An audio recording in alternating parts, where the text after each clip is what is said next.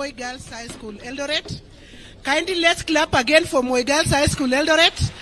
Our wonderful host, Your Excellency, with that wonderful Western Classical Orchestra. And now coming on stage, Your Excellency, is Joytown Special School from Kiambu County, Central Region, with a singing game in Western style, lower primary. This is a performance usually done by young children for entertainment. The singing game enhances learning and physical fitness. At the Kenya Music Festival, Your Excellency, we are all inclusive. Welcome, Your Excellency. Welcome, Joytown. These are our wonderful kids from Joytown. Kindly let's clap for them as they arrange the stage. Thank you, our teachers. You are doing great work.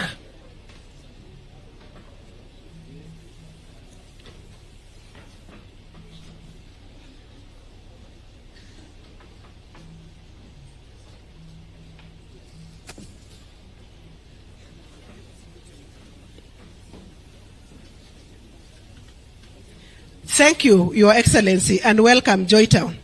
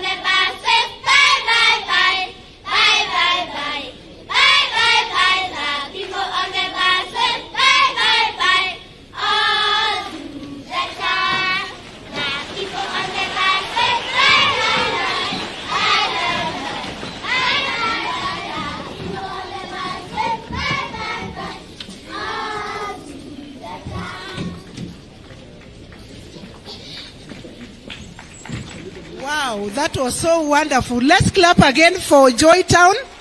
Thank you, our wonderful teachers from Joytown. That is wonderful work. And we have seen the great talent from our children. Thank you, Joytown. Coming next on stage, Your Excellency, is Saint Bakita ECD from Machakos County, Eastern Region, with a special composition on the theme, Developing the Creative Economy Through Creativity and Imagination in Music and Elocution. The child is in the performance, the child is proud of his performance and creativity. And the child is also grateful for the teacher for nurturing the creative talent under the CBC. Welcome, St. Bakita School.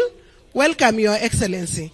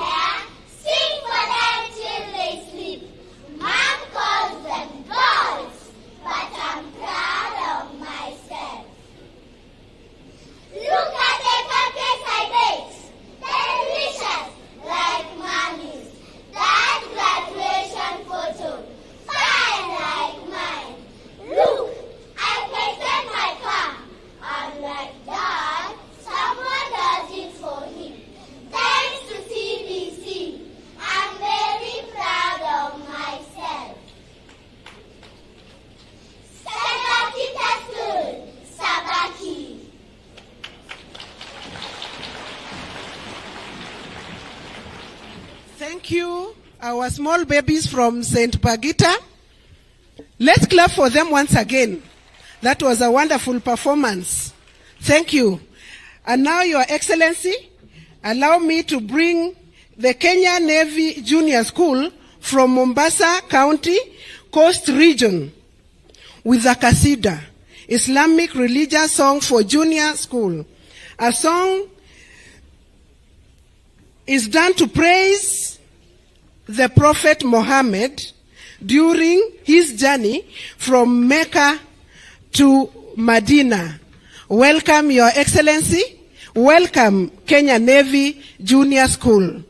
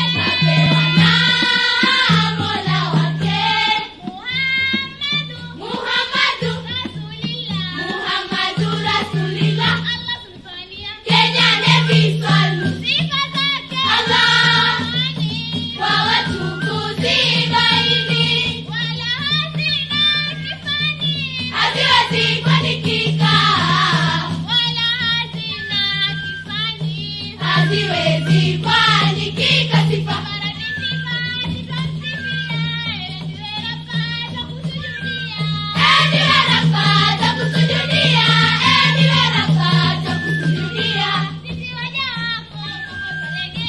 Sisi umma wako tunamswalia. Salu ya Rabbi, salu ya Rabbi. Tumwa nabia, tusifia, tufurahia, kusifia.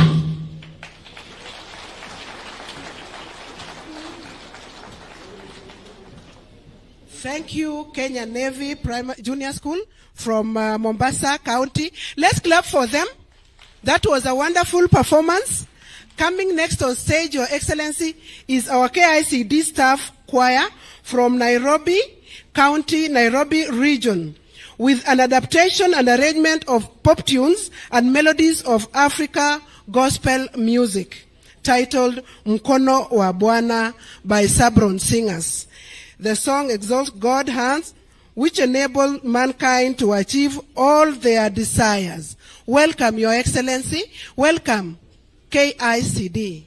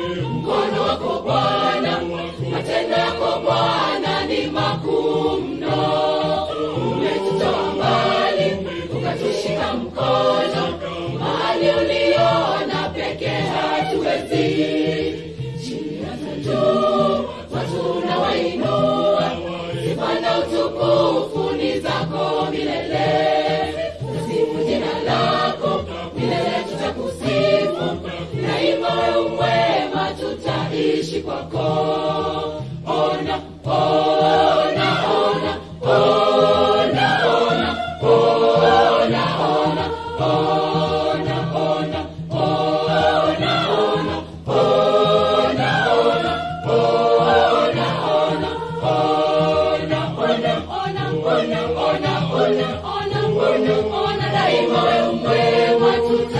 tutaishi kwako. Ona, ona, ona, ona, ona, ona, ona, ona, daima wewe mwema, tutaishi kwako. Daima wewe mwema, tutaishi kwako.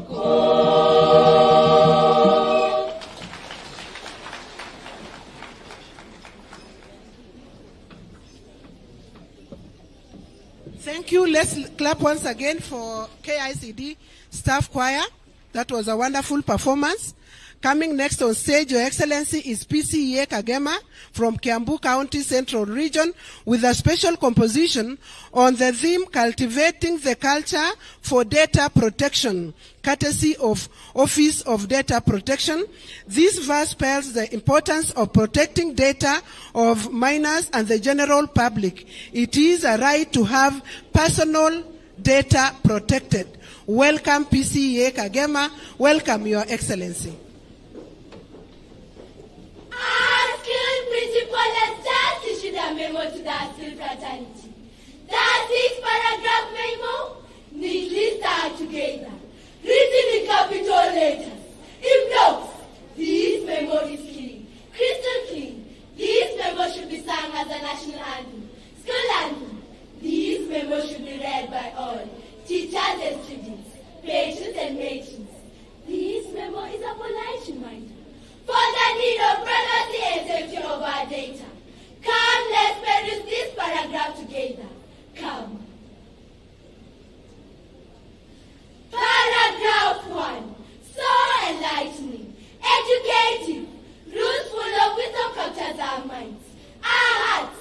No sharing, posting of pictures and videos on public media. Dear students, be cautious, alert, alive, awake. Allow your voice to the Office of Data Protection Commission. Paragraph 2. So crucial, critical. Our beloved parents, why expose our birthday pictures and videos on public media? Why?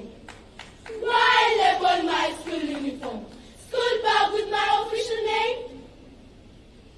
You are online behavior routes. Strategies for smart posting. Privacy is power. Dear parents, you can use my abbreviation and nickname to deter scammers. Paragraph 3. So sad. I know I am sick when I freak. Your attention I seek every week. Sometimes I get weak. That's my secret. A little family secret. But now it's not a secret anymore. In my school, everyone knows my chronic illness. They call me names. Walking skeleton, walking corpse. Really? Who shared my little secrets? I wonder. Paragraph 4. So confusing, so annoying, full of distress calls and messages from strangers and scammers. Baba Shiko, send 10,000 shillings. Your daughter is admitted at Feather Hospital. Mama Shiko, send 10,000 shillings. Your daughter's box, butterflied, broken. No padlock, no calculator, no pocket money. Who shared my parents' contacts? Who shared my residential place? Who shared my parents' financial details? Our school fraternity, keep our data safe. Zip it, keep it, lock it. Paragraph 5, full of pledges and promises. We pledge not to use public Wi-Fi. We promise not to share our favorite place for to strangers. Our school fraternity pledges to collect data that is necessary. They promise to create awareness on data privacy. Data controllers and processors have promised to seek parental consent for data processing. Paragraph 6, too short and simple. Nurse, matron, did you read the principal's memo? Written in bold that our data is private and confidential. We have a right to information.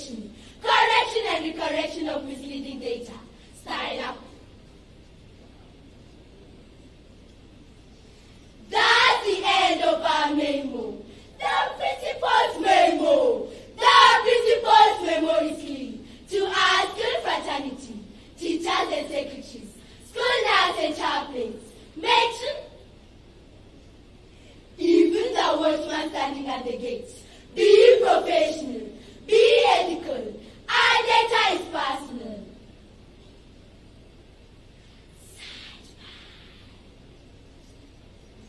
The principal, Kagema, public comprehensive skill. Have a nice day. Thank you.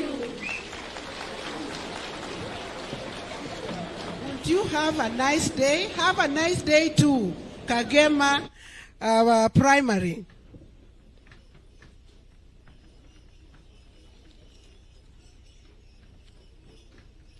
Thank you, Your Excellency. And now coming next on stage is Moses Kiptanui Primary from Wasingishu County, Rift Valley region, with a folk song from the Marakwet community titled Nyarwa, which translates to plenty of food. The song is sung by young women during harvesting. It encourages hard work and unity. Welcome, Your Excellency. Welcome, Moses Kiptanui. Ho! Ole yo! Ho!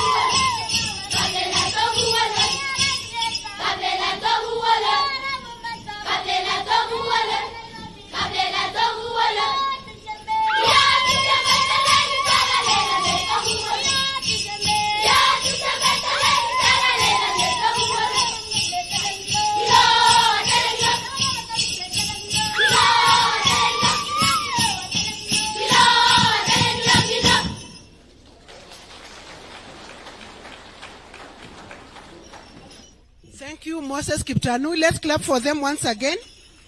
Thank you. We need to have plenty of food in our country. Coming next on stage, Your Excellency, is Dhaka Baricha School from Marsabit, Eastern Region. They are going to perform, they are going to give us a folk song from the Borana community titled Aria Warite. The song is sung by young Borana girls during wedding ceremonies to bid farewell to the bride. Welcome, Dhaka Baricha High School. Welcome, Your Excellency.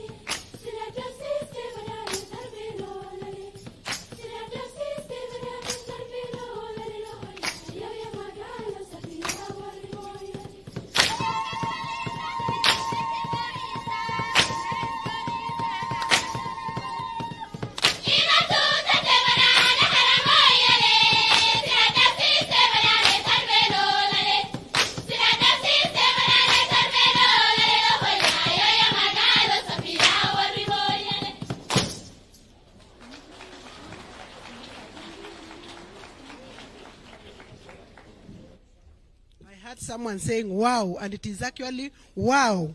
Thank you, Dhaka Baricha High School, for that wonderful performance. Coming next on stage, Your Excellency, is Bunyore Girls High School from Vihiga County, Western Region. They are giving us English verse on the theme, Just Like You. The poem is about the invaluable role of the teacher to the learners, and the community. Welcome, Bunyore girls. Welcome, Your Excellency. In the cold cradle of dawn's embrace, you lost your sleep. You grasped your tools of trade. You marched to class with a flame of purpose. Tapped our talents to the patience of our saints, just to bring our dreams to fruition. A spring of spire you are to the nation. Teacher, we want to be just like you. Your toiling hands have birthed presidents, doctors, lawyers, pilots, farmers, bankers, tax-compliant citizens. But whose hands birthed burglars? Who taught drug traffickers? Whose classes did radicals attend? Confident we are that they skived your moral curriculum. Your training yields ethical countrymen. That's why we crave to be just like you, teacher. Midnight candles you burnt build us to global foundations. Yoked us in virtual discussions, fostered joint cooperations. From theories to practical presentation. Look at us now. We hail your teaching techniques for giving us skills to solve puzzles with global expertise. Your aptitude fuels our excellence. Not at all were you derailed when we failed our school exams. You took us for remedial. Not at all did we complain. When we lost in the music contest, you taught us to lose with integrity, train us to win with humility, guide us to strive for the best. That's why we yearn to be just like you. A gem of innovation you are. We cherish teaching methods. When COVID got us confused, not at all were you bemused. Teaching techniques you promptly devised, your notes with joy we revised. Downloaded your live streams on tablets. Teacher, we want to be gems of innovation, just like you. In convention with the Teachers Service Commission, we take this moment to give thanks to you. Thank you for being our spring of motivation. Thank you for your moral and principle lessons. Thank you for fostering global mindsets in us. We hail your innovations. We praise your teaching prowess. We trace your footsteps of knowledge. For we want to be just like you. Yes, just like you. Thank you.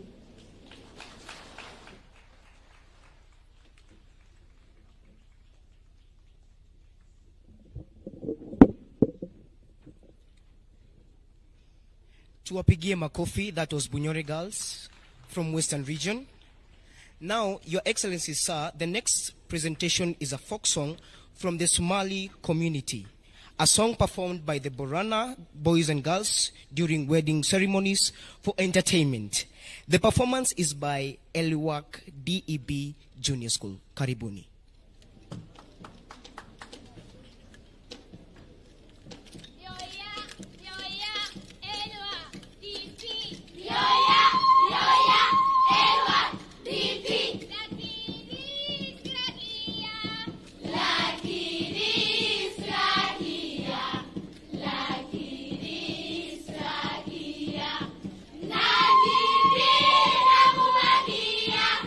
Tupate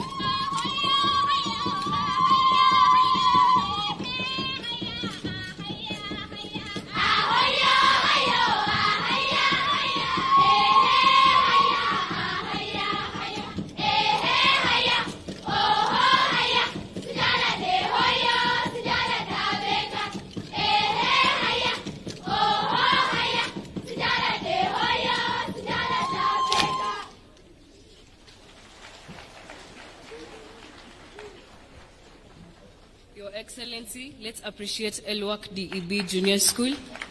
Next on stage is Kamel Catholic Junior School from Nairobi. This is a Korean traditional dance for women. The dancers use pink pony decorated turns to form flowers, butterfly waves, and all kinds of beautiful formation. The dance is characterized by elegance, grace, and beauty, which are essential values in the Korean culture. Thank you. You're welcome, Your Excellency.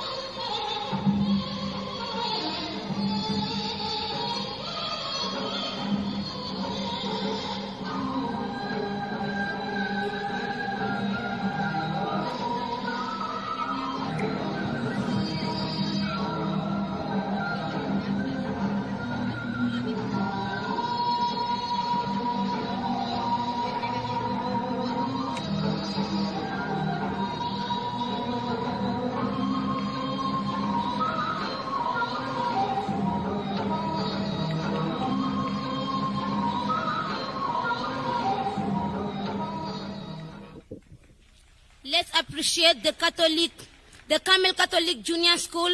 Your Excellency, next on stage is Maranti Primary School with a folk song from the Taraka community titled Mtaano Sia Aiji. The song is performed during circumcision ceremonies to encourage and strengthen the initiates and also rebuke the cowards. Welcome Maranti Primary School. Welcome Your Excellency. Thank you. Your Excellency.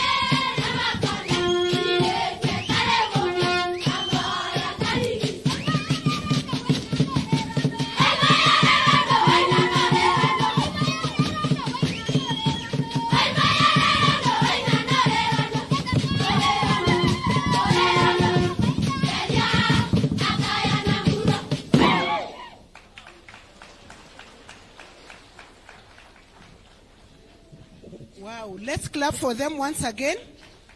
At the Kenya Music Festival, Your Excellency, we try to preserve our culture. Thank you, Maranti Primary School from Darakanithi. Coming next on stage, Your Excellency, is Sabun Boys from Wajir, Northeastern Region, with a Somali dance, Washi. This is a Somali dance performed by young men during evening hours for entertainment. Evening hours. Welcome, Sabun Boys. Welcome, Your Excellency.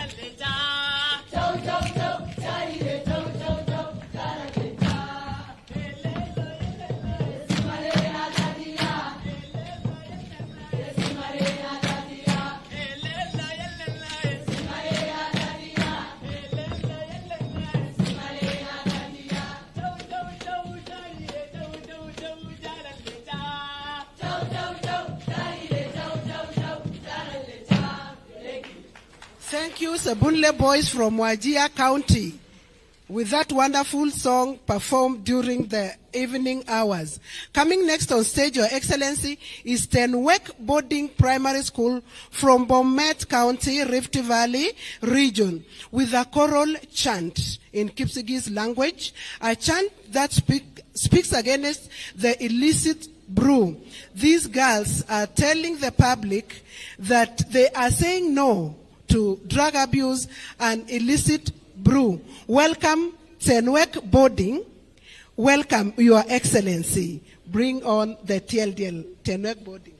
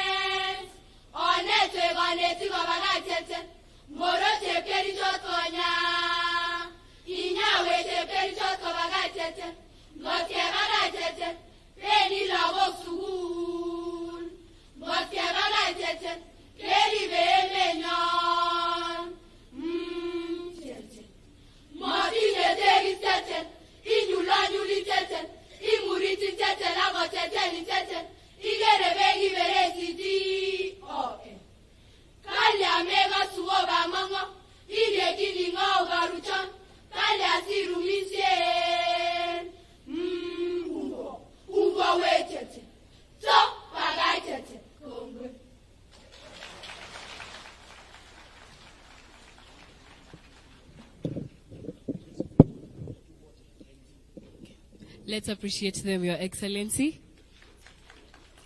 Next on stage, we have Tulu Secondary School from Nandi County, Rift Valley region, performing traditional cultural group dance from the Nandi community, titled Nyendalel, performed by Nandi warriors during celebration. The song emphasizes peaceful coexistence and unity among the communities.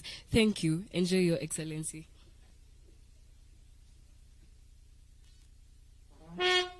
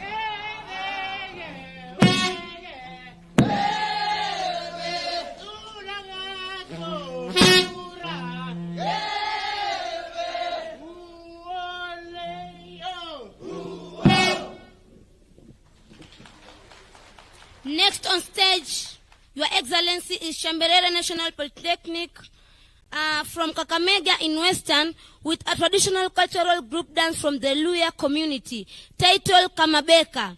This is a folk dance performed by young and old men and women of the Bukusu community from Western Kenya during happy occasions. Welcome Shambera National Polytechnic. Welcome Your Excellency. Thank you very much.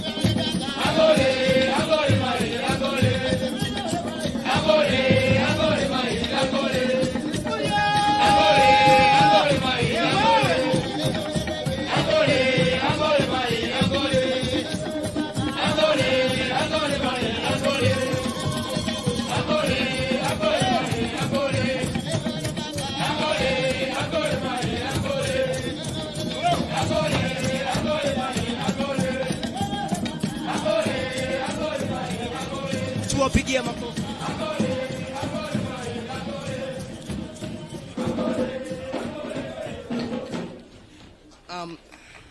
Your Excellency, that was Shambera National Polytechnic. Next on stage is Kinori High School from Kiambu County in the Central Region.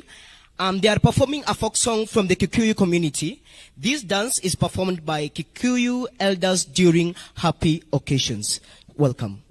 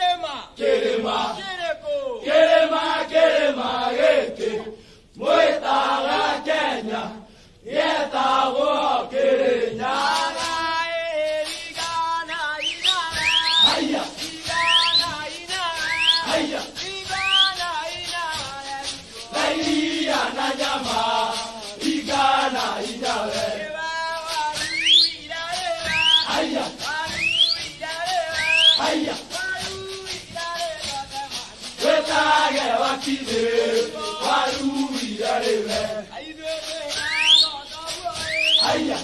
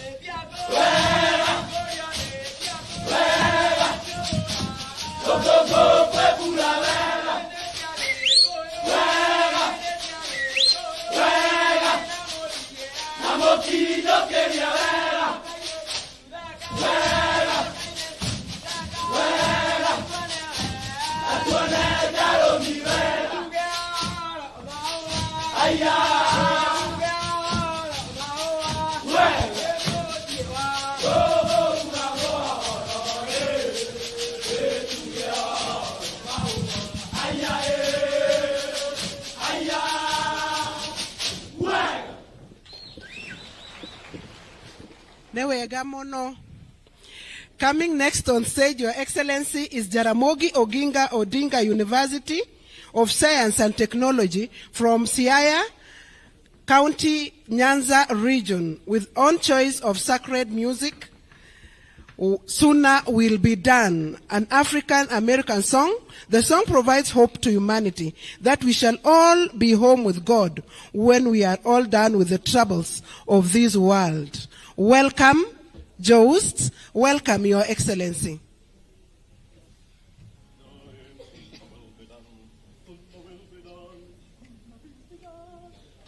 Sooner Will Be Done. Thank you, Joust. And coming next on stage, Your Excellency, is St. Clair's Maragoli from Vihiga County, Western Region, with a special composition, English verse speaking on theme, Championing Road Safety in Kenya, courtesy of AA Kenya. This poem is about road safety. All Kenyan road users need to be aware that their lives are sacred and therefore accidents can be avoided through discipline while using our roads. Welcome, St. Clair's Maragoli. Welcome, Your Excellency.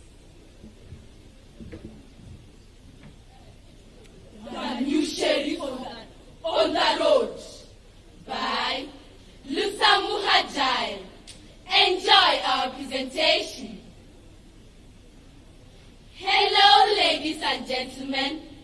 As AA Junior Club members, allow us some warnings. Warnings to those turning our roads into death traps, deadly ensnaring traps, killing and destroying property. For there is a new sheriff on the road. Be warned, the youth. The notorious, youthful, and energetic young ones, those calling themselves Generation X, Y, Generation Z, whichever generation, going to clubs, drinking nonsensical, trooping shopping malls, buying alcohol, gassing and gagging down their throats like it were pure, harmless water. Then on our roads they swam like dangerous locusts, driving recklessly, ramming in rumble strips, hitting roadblocks, accidents they cause, swimming in rivers of blood. Is it a demon working from within, possessed by a destructive demon? From today, the sheriff is watching. Yes, from today be warned. A new sheriff is on the roads. I'll go blood test you will test. Your reeking breath must be kept away from our roads. For tired are we of youthful deaths, deaths caused by careless, drunken, youthful brutes, memories leading to permanent scars and amputations. To our new sheriff on the road, we implore, please swing into action. Smash all these ISIS. Heavy fines they pay, in cells they stay. Please allow us warn passengers. Passengers who have refused to exercise their rights on matatus posts, patched together like sausages, some forced to sit on empty space, fathers sitting on their daughters, mothers squeezing their sons for space, all in the name of finding some buzzer. Then the drivers zoom, the conductors gleaming, the vehicles moving at supersonic speed, carrying 24 instead of 11 passengers, and all crash and perish. Dear passengers, to you we speak. Why allow this to happen? Who will save us from ourselves? We warn you. There is a new sheriff on our roads. You refuse to report dangerous drivers and conductors? A fine. You refuse to make noise when driver is sleeping? A fine. You refuse to belt? A bigger fine. Maybe Mishiki will smile posthumously when this is done. Why accept to sit on Sambaza? Our dignity thrown to the winds. We act now or be prosecuted. The new sheriff on the road. That job is yours. Hello, everybody. Be warned, for we speak to all, even the men in blues, turned tax collectors, soiling our roads with bloody money. We hand them to our new sheriff on the road, for this madness is warrantless. To the reckless drivers and carrying borders, overtaking even in blind spots, Those thinking they own the roads, your days are numbered. Follow rules, or in jail you land. Simple rules that our new sheriff insists on. Rules about responsive driving. Observing speed limits are stipulated. Do not overspeed. For the pedestrians, look right, look left, look right again, then cross. Listen and observe, for safety begins with you and me. Yes, we have the sheriff on the road return sanity. Even with these speed guns and inches, always reminding us to slow down. Think about it. Why pay hefty fines for a silly mistake of overspeeding? Together we join, with a constant watch by our new sheriff on the road. For time is nigh. Time is right to remove deaths on our roads. For it is now or never, bringing back order and sanity on our rotting roads. Join us, the AA Junior Club members. Together we reclaim orderliness on our roads. By pleasure. Thank you, the new sheriffs in town, St. Clair's Maragoli. Coming next on stage, Your Excellency, is Gaya Boys High School from Kirinyaga County, Central Region, with Africa folk song with sacred text. The song highlights Bible story where Nicodemus went to visit Jesus at night to know what one can do to inherit the kingdom of heaven. Welcome, Your Excellency. Welcome, Gaya Boys.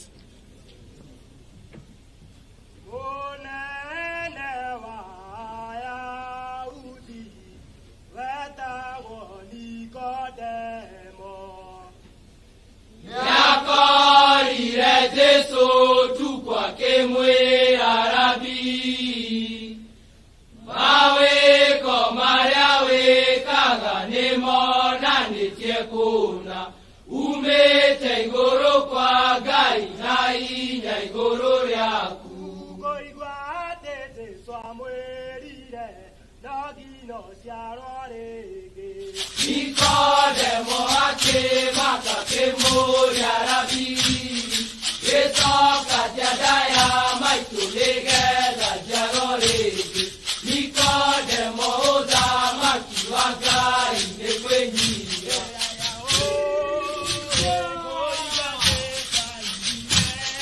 Wagago tiaro Ayai o erege doge ota Gokinya neyawa keroe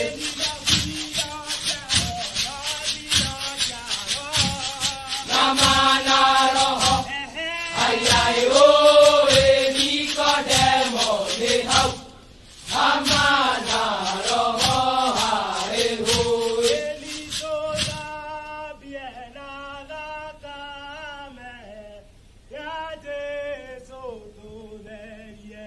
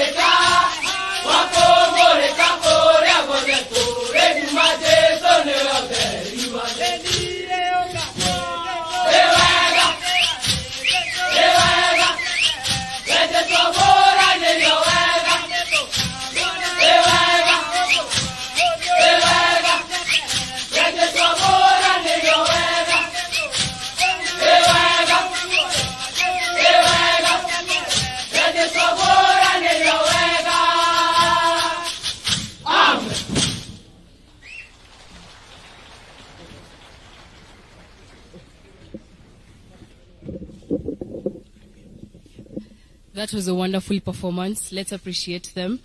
Next on stage, Your Excellency, is Kochogo Girls High School from Kisumu County, Nyanza region. This is a traditional cultural group dance from the Luo community, titled Dodo.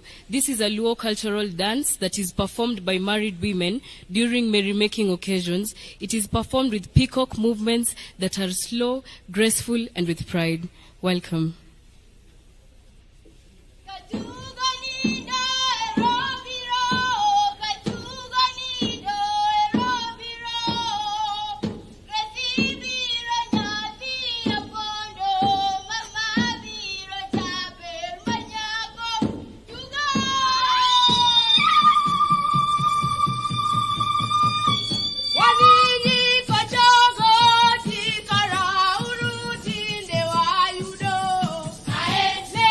Tinde wa yudo.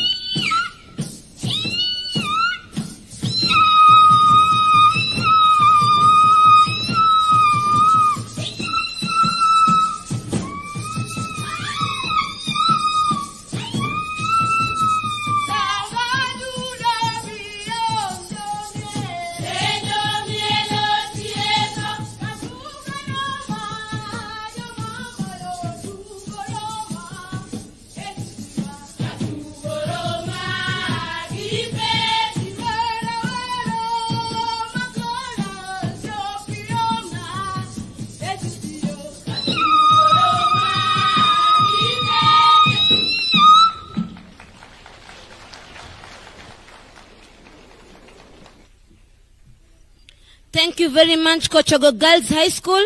Next on stage, Your Excellency, is Coo Arid Zone from West Pokot in the Rift Valley region, with an African traditional cultural group dance from the Pokot community entitled Naleo. This is a dance performed by Pokot young women after a good harvest. Welcome, Your Excellency. Thank you.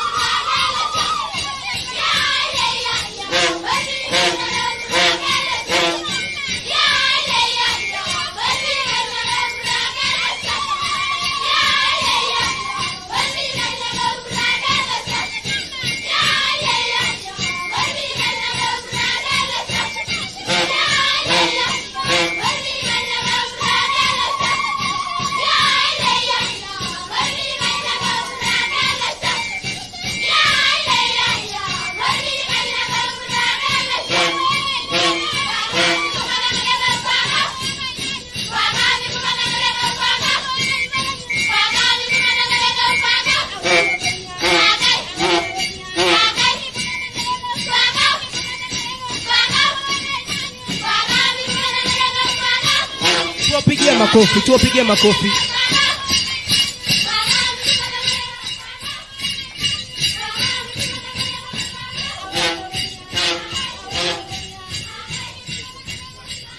Your Excellency, the next on stage is Gara Girls High School from Nairobi County in the Nairobi region. They are performing an English chorus speaking original composition entitled Behind the Adjudicator's Table. This poem is about the attention trainers go through while presenting their items before the adjudicators. Mr. President, you may consider for us, especially for the trainers, for the adjudicators to stop being very harsh to us. Thank you.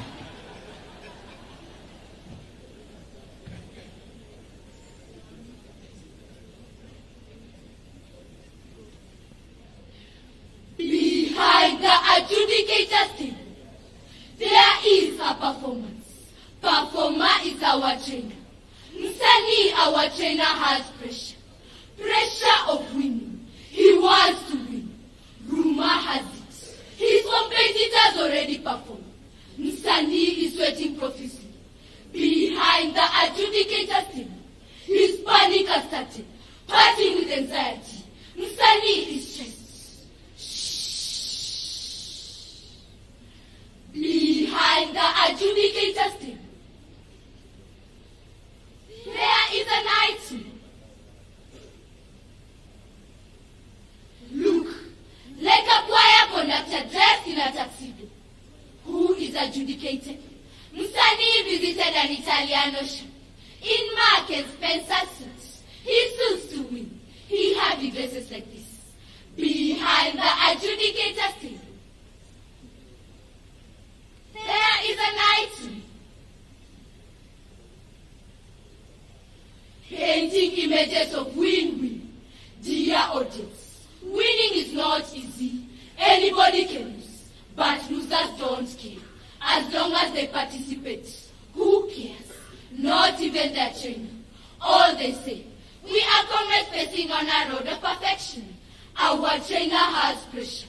He is right behind you, confusing us properly on proper gestures and patience. Behaving like Ikemefuna from Umofia village. Things are falling apart, just like in Things Fall Apart book. Our trainer is suffering. Trophies are eating him. Drooling his saliva of hope. Behind the adjudicator's team, Msanii is conducting this verse. Msanii is the arsenal of this festival. No trophy, no win. He performs and waits for another season. He is behaving like a teta, moving here, moving there, wandering in wonder. Behind the adjudicator's team, Msanii is the item.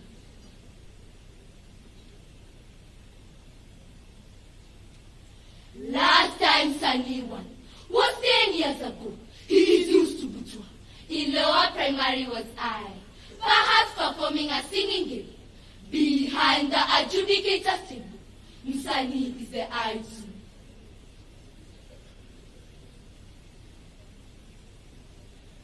During drama festival, on stage, an item had a house with pressure and doctor's prescription. Just take water. Msanii has a bottle of water, quenching thirst after every 2 minutes. Behind the adjudicator's table, Msanii is the item.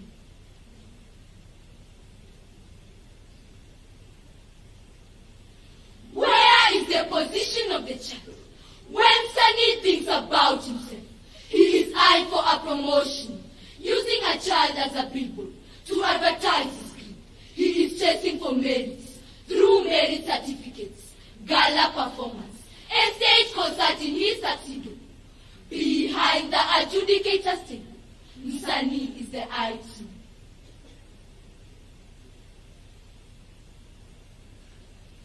This panic is satanic, demonic demon, evil spirits planted in all trainers. It is a cult, cultivated in them, especially in Msanii, our trainer. Behind the adjudicator's table, panic and pressure has fermented in our trainer. They are his immediate relatives. Behind the adjudicator's table, Msanii is the item.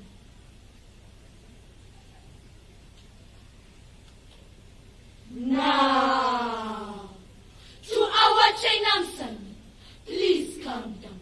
No panic, no pressure. Even the rules say, only one item proceeds. No panic, no pressure. The festival belongs to the child. Behind the adjudicator's table, the child is adjudicating you. we beg to leave.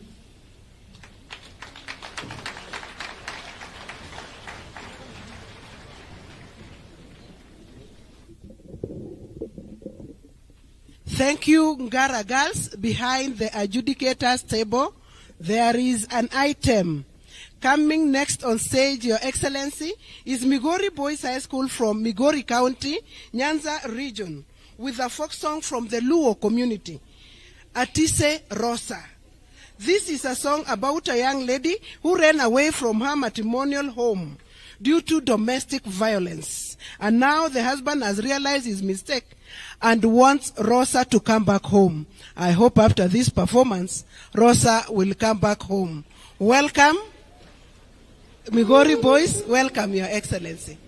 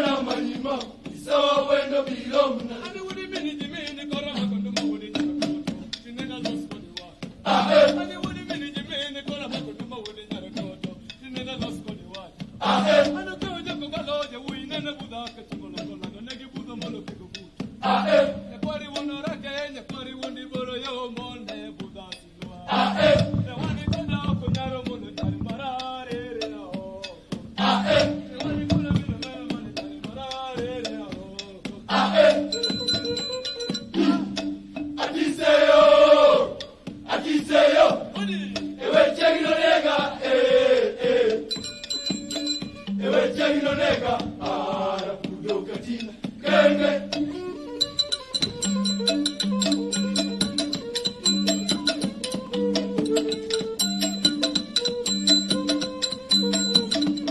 Bismatico chengni para, Bismaruka pila aworo, chengni taki chengni para. Bayalanda no chengni, atise no chengni jabe.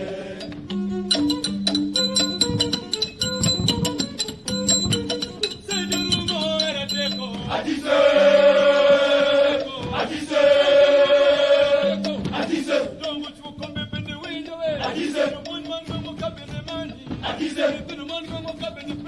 Atise, atise. Seto madawe na we, wala no wani seto madawe na we. Obera machange na we na we, atize we ni mora we na keko we.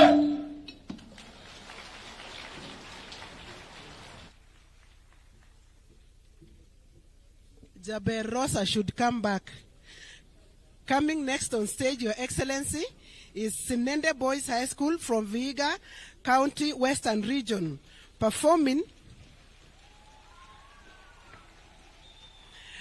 as Lizopendwa with live instrument accompaniment for secondary school. Sansa ya Papier, a performance of a song originally sung by Madilu System in praise of Luambo Makiadi Franco of TP OK Jazz. Welcome, Your Excellency. Welcome, Sende Boys.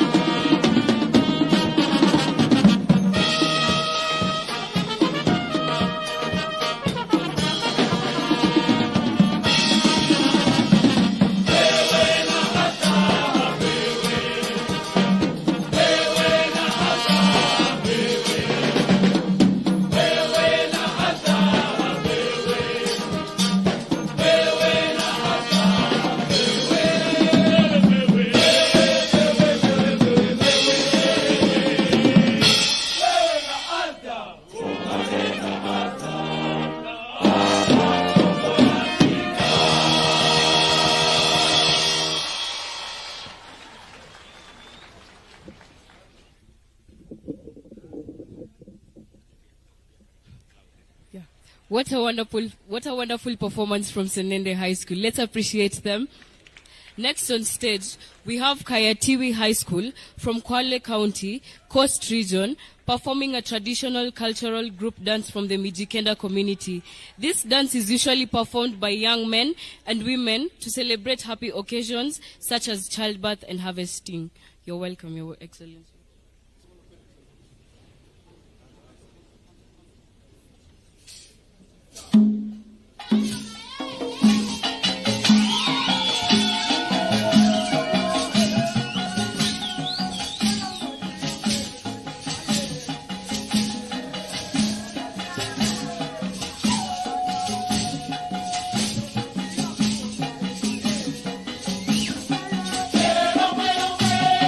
Ayo,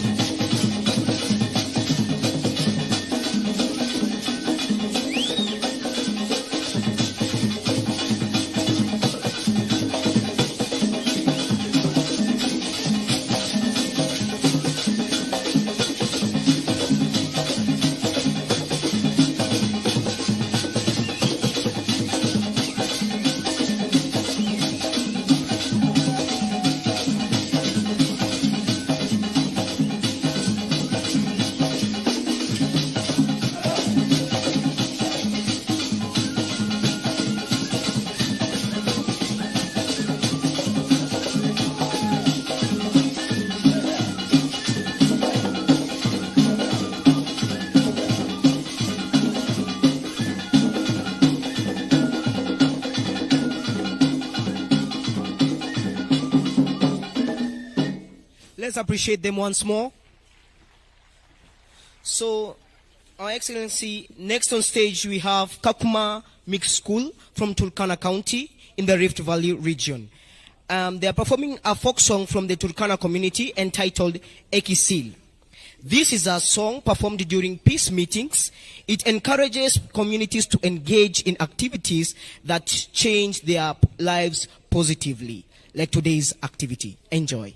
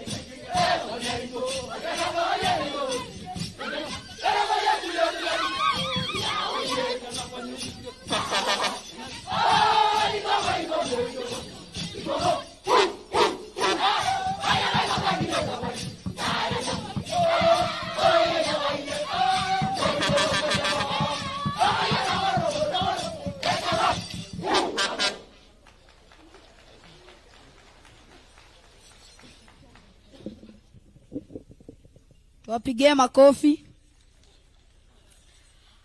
Coming on stage, State House Girls High School, Your Excellency, from Nairobi, with KMF Pop Talent Show, titled Mwalimu Wangu, lead singer Novia Gloria. The song praises teachers for inculcating morals and nurturing talents among students. Welcome. Mic check 1 2.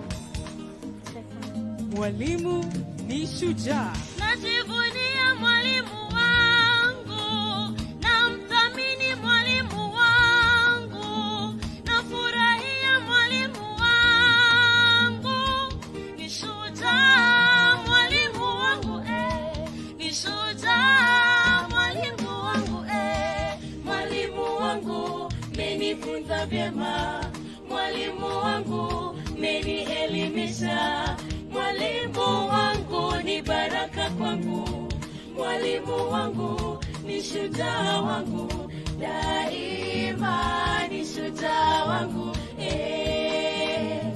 Ni shujaa wangu. Amejaliwa hekima tele, ni wa huruma na subira tele. Amenipa maarifa na ujuzi tele. Ni shujaa mwalimu wangu, ni shujaa mwalimu wangu, mwalimu wangu menifunza vyema. Mwalimu wangu menielimisha. Mwalimu wangu ni baraka kwangu. Mwalimu wangu ni shujaa wangu. Daima ni shujaa wangu. Ni shujaa wangu. Our teachers, today we celebrate you. Indeed, you are my hero. Teachers, you are always our heroes. Celebrate, I celebrate. Celebrate my teacher, my hero. Celebrate, I celebrate. Celebrate my teacher, my hero.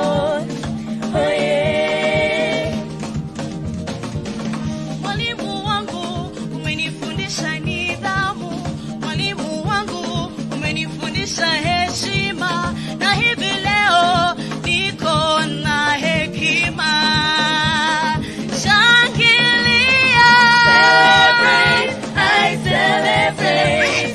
Celebrate my teacher, my hero. Celebrate, I celebrate. Celebrate my teacher, my hero. Oh yeah.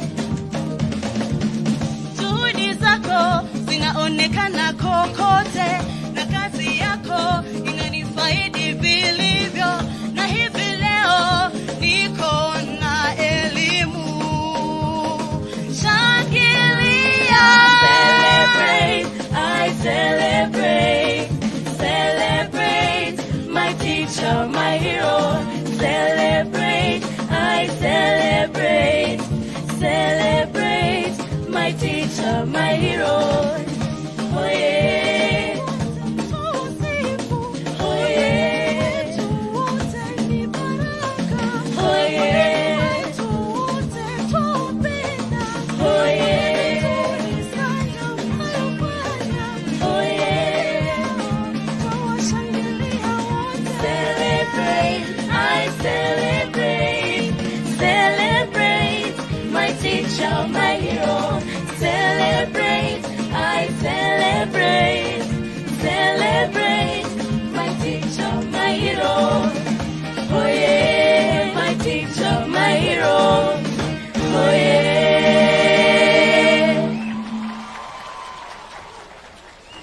Wow, what a wonderful performance from State House Girls. Your Excellency, at the Kenya Music Festivals, we are now producing great musicians. They will make great musicians after high school. Up next, Your Excellency, we have Gaya Boys from Kiambu County, Central Region, performing adaptation and arrangement of pop tunes and melodies of African gospel music, titled Kiriro, by Alan Aaron, featuring Daddy Owen. This is a prayer to God. Thank you, Your Excellency.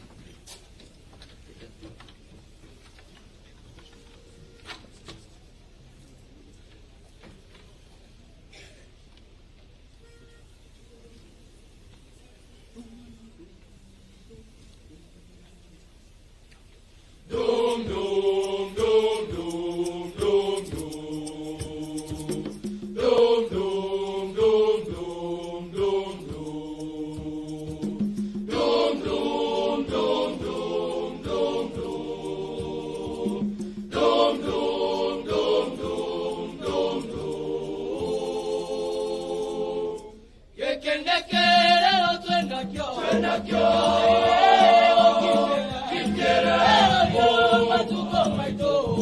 Masoketa kiabereria.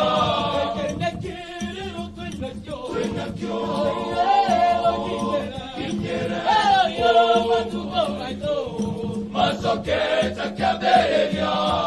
Oh Lord, now make me see. I repent and I sing now on melodies. Oh Lord, now hear me cry. No matter what them do and no matter what them try. Oh Lord, see my need. Oh Lord, now hear me cry. No matter what them do and no matter what them try. You are holy, holy. You are holy, holy. You are holy, holy, holy. Oh Lord, now hear me cry. We.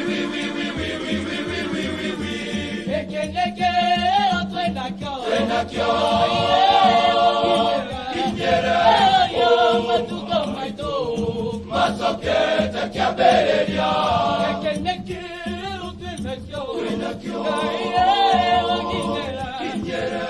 Yo, matuko maito.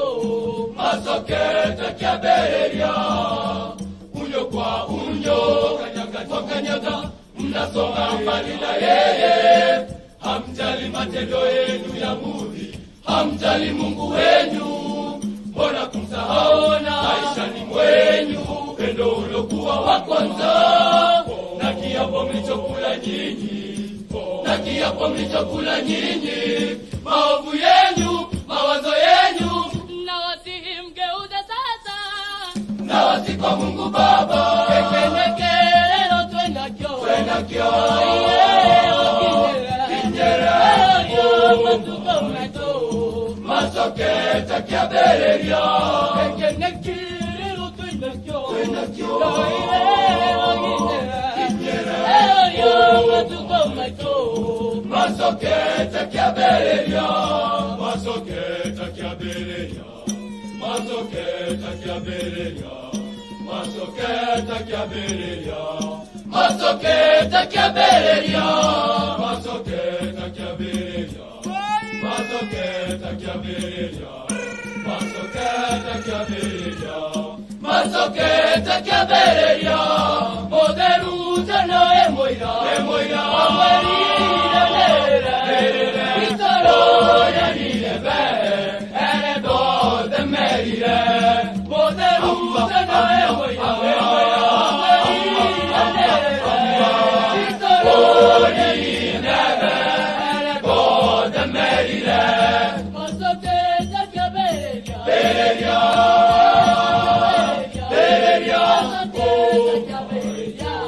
Masoketa Kaberia.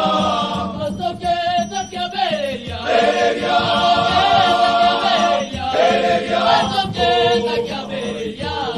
Masoketa Kaberia. Masoketa Kaberia.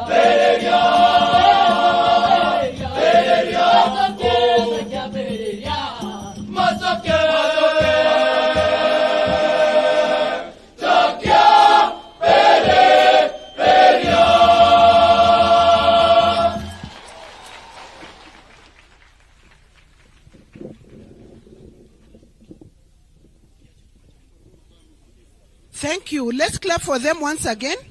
That was a wonderful performance.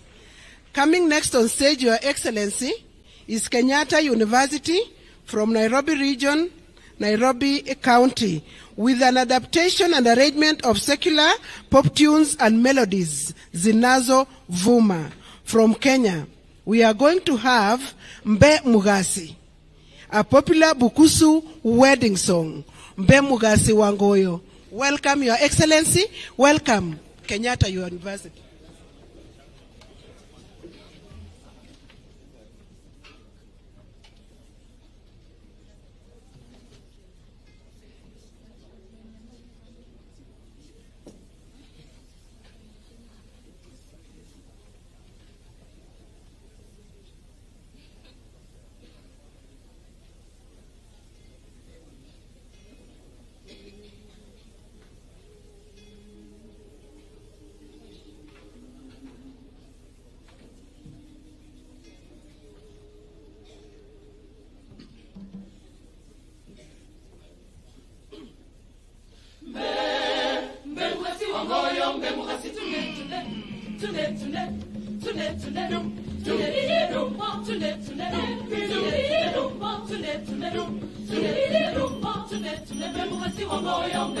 Usime wange we kumoyo.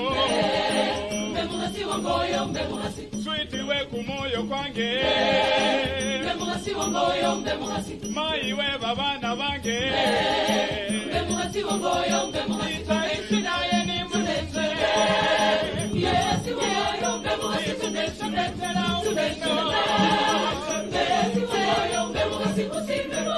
kumoyo kwange. Itaishi naye ni mwenze. Yes, we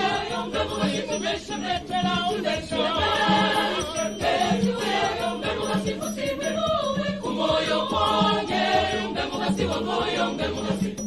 Bemukazi wangoyo. Bemukazi wangoyo usale mabana bemukazi. Bemukazi wangoyo. Bemukazi wangoyo usale mabana bemukazi. Eba pambo mukazi wangoyo. Bemukazi. Emai mukazi wangoyo. Bemukazi. Yeva sana reva koreva. Bemukazi. Yeva sana moya moya. Bemukazi. Mukazi wangoyo.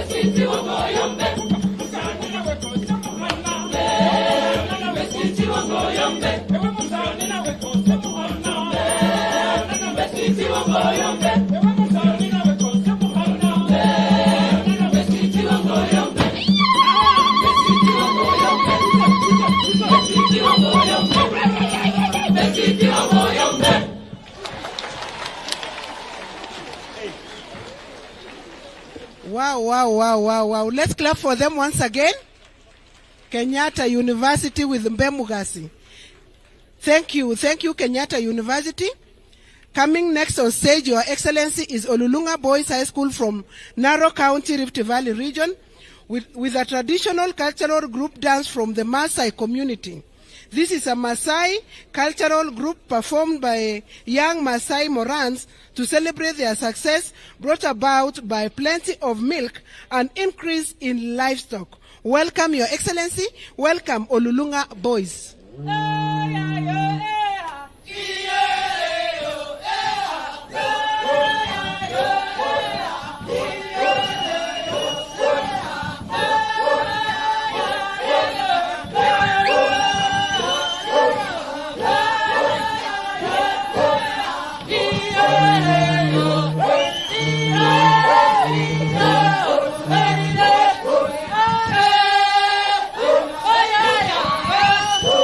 Yeah.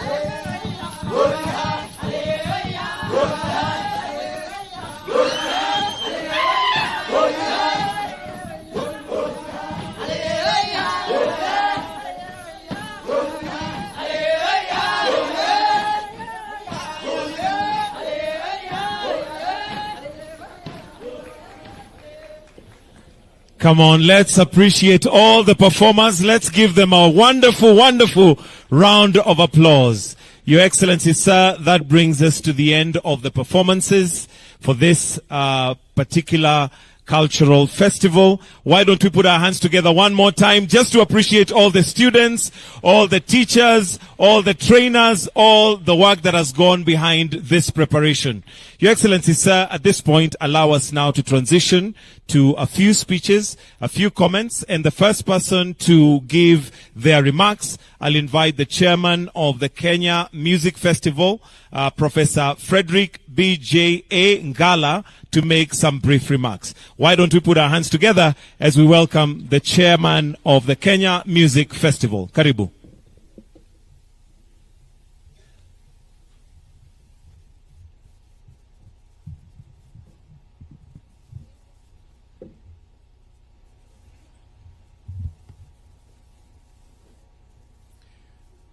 Your Excellency, the President and Commander-in-Chief of the Kenya Defense Forces and the patron of Kenya Music Festival, Dr. William Ruto.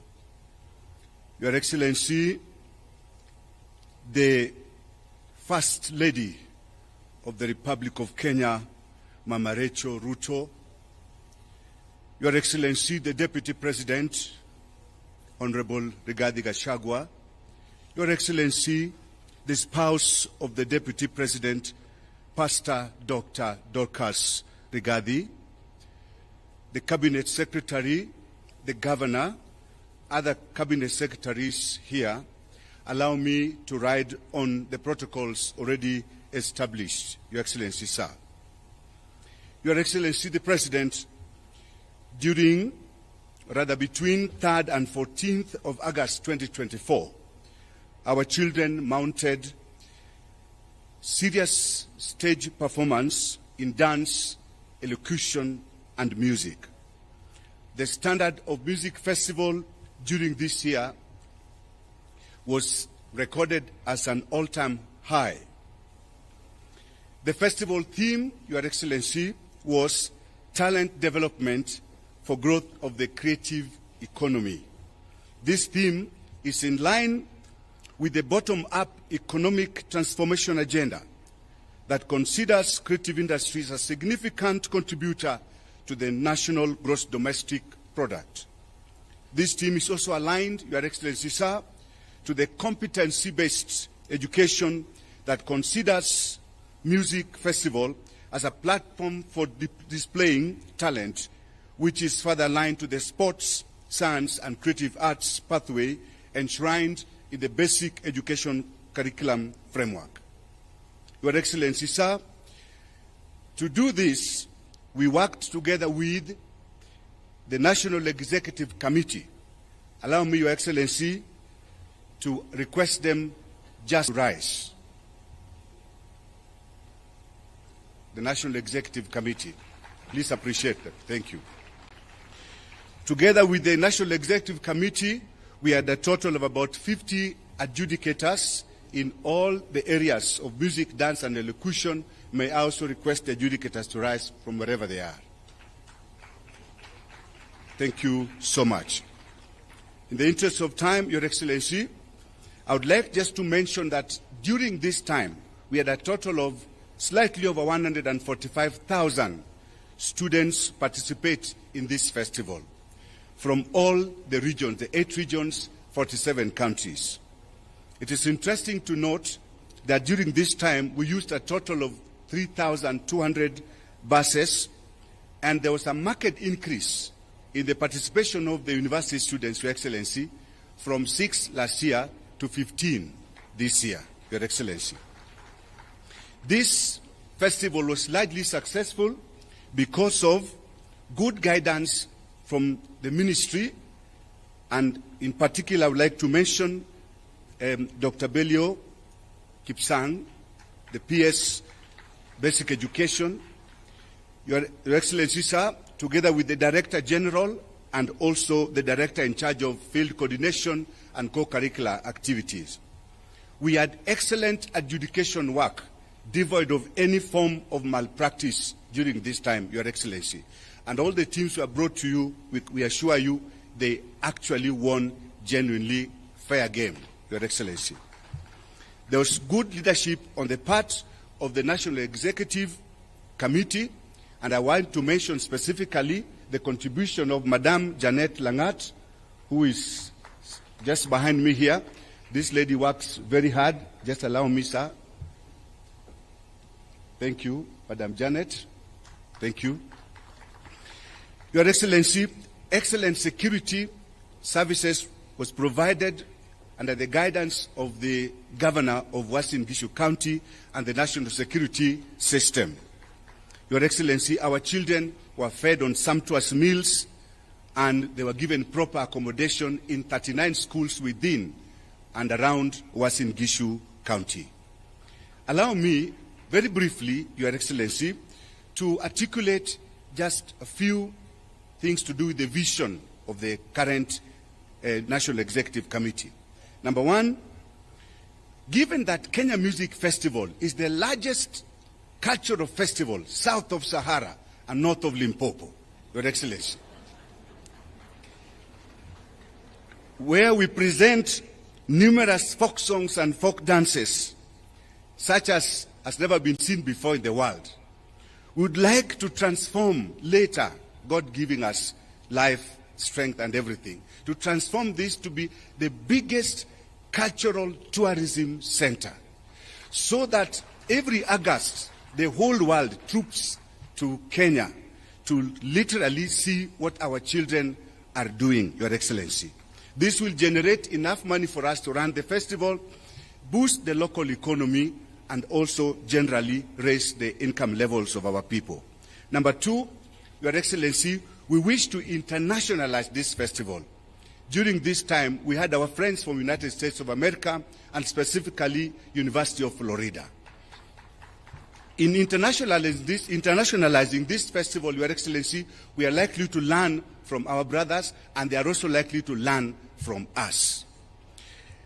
As our patron, Your Excellency, sir, we wish also to inform you that for the first time since 1927, we had a great conference that was running side by side with the festival.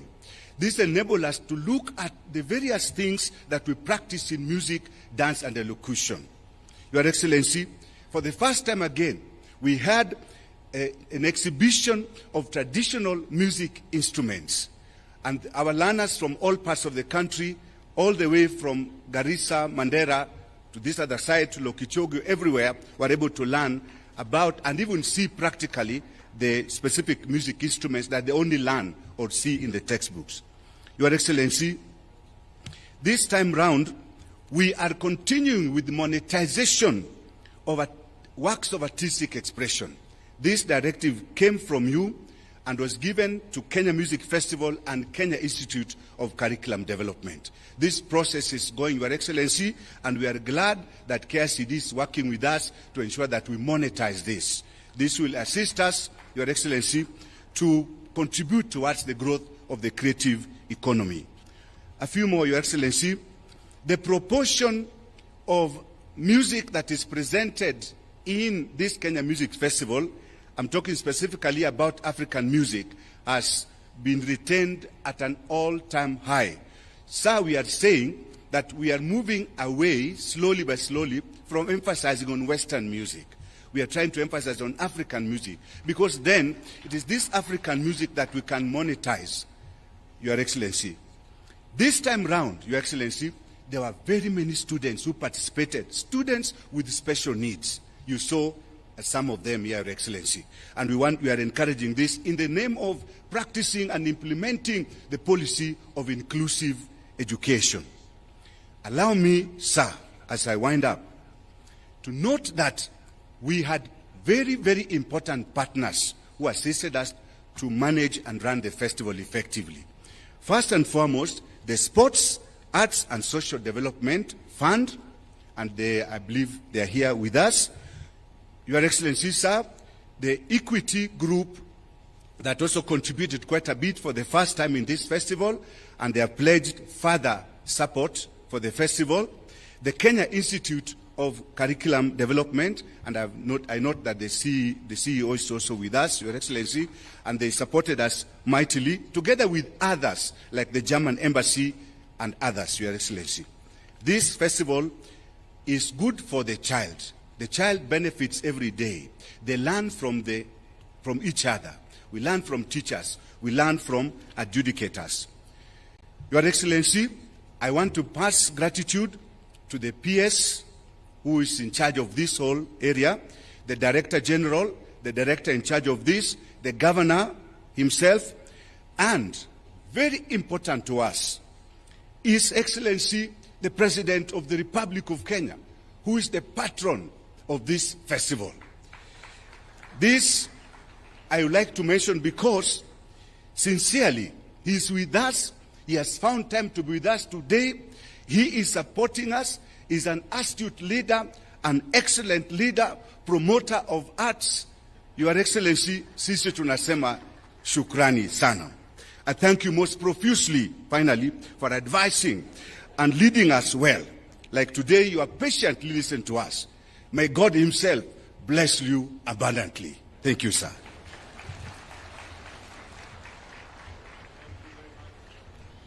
Thank you very much, Mwenyekiti. Tumpigie makofi tena. Na kwa ruhusa yako Mheshimiwa Rais, sasa naomba nimkaribishe Waziri wa Elimu Mr. Julius Migo Ogamba patiane hotuba yake, alafu akimaliza amwalike naibu wa rais. Tumpigie makofi tafadhali akija. Karibu sana.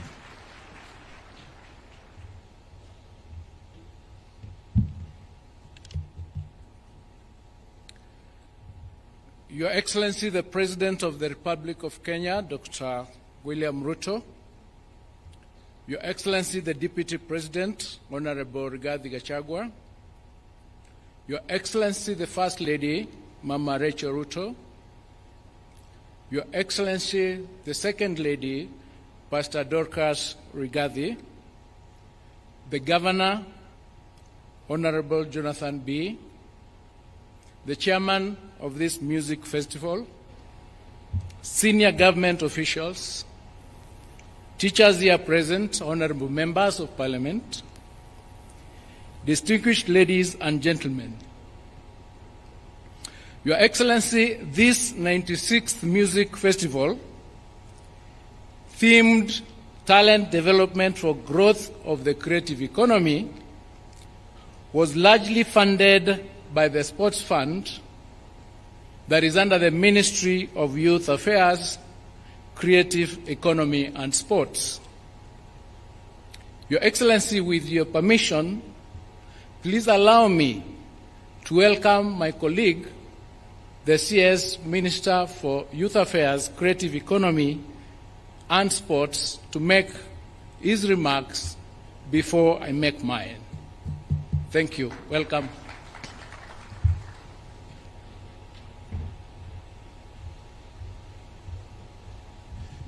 Your Excellency, President William Ruto, Your Excellency, the First Lady, Your Excellency, the Deputy President, Your Excellency, Mama Dorcas, distinguished guests, ladies and gentlemen, good afternoon.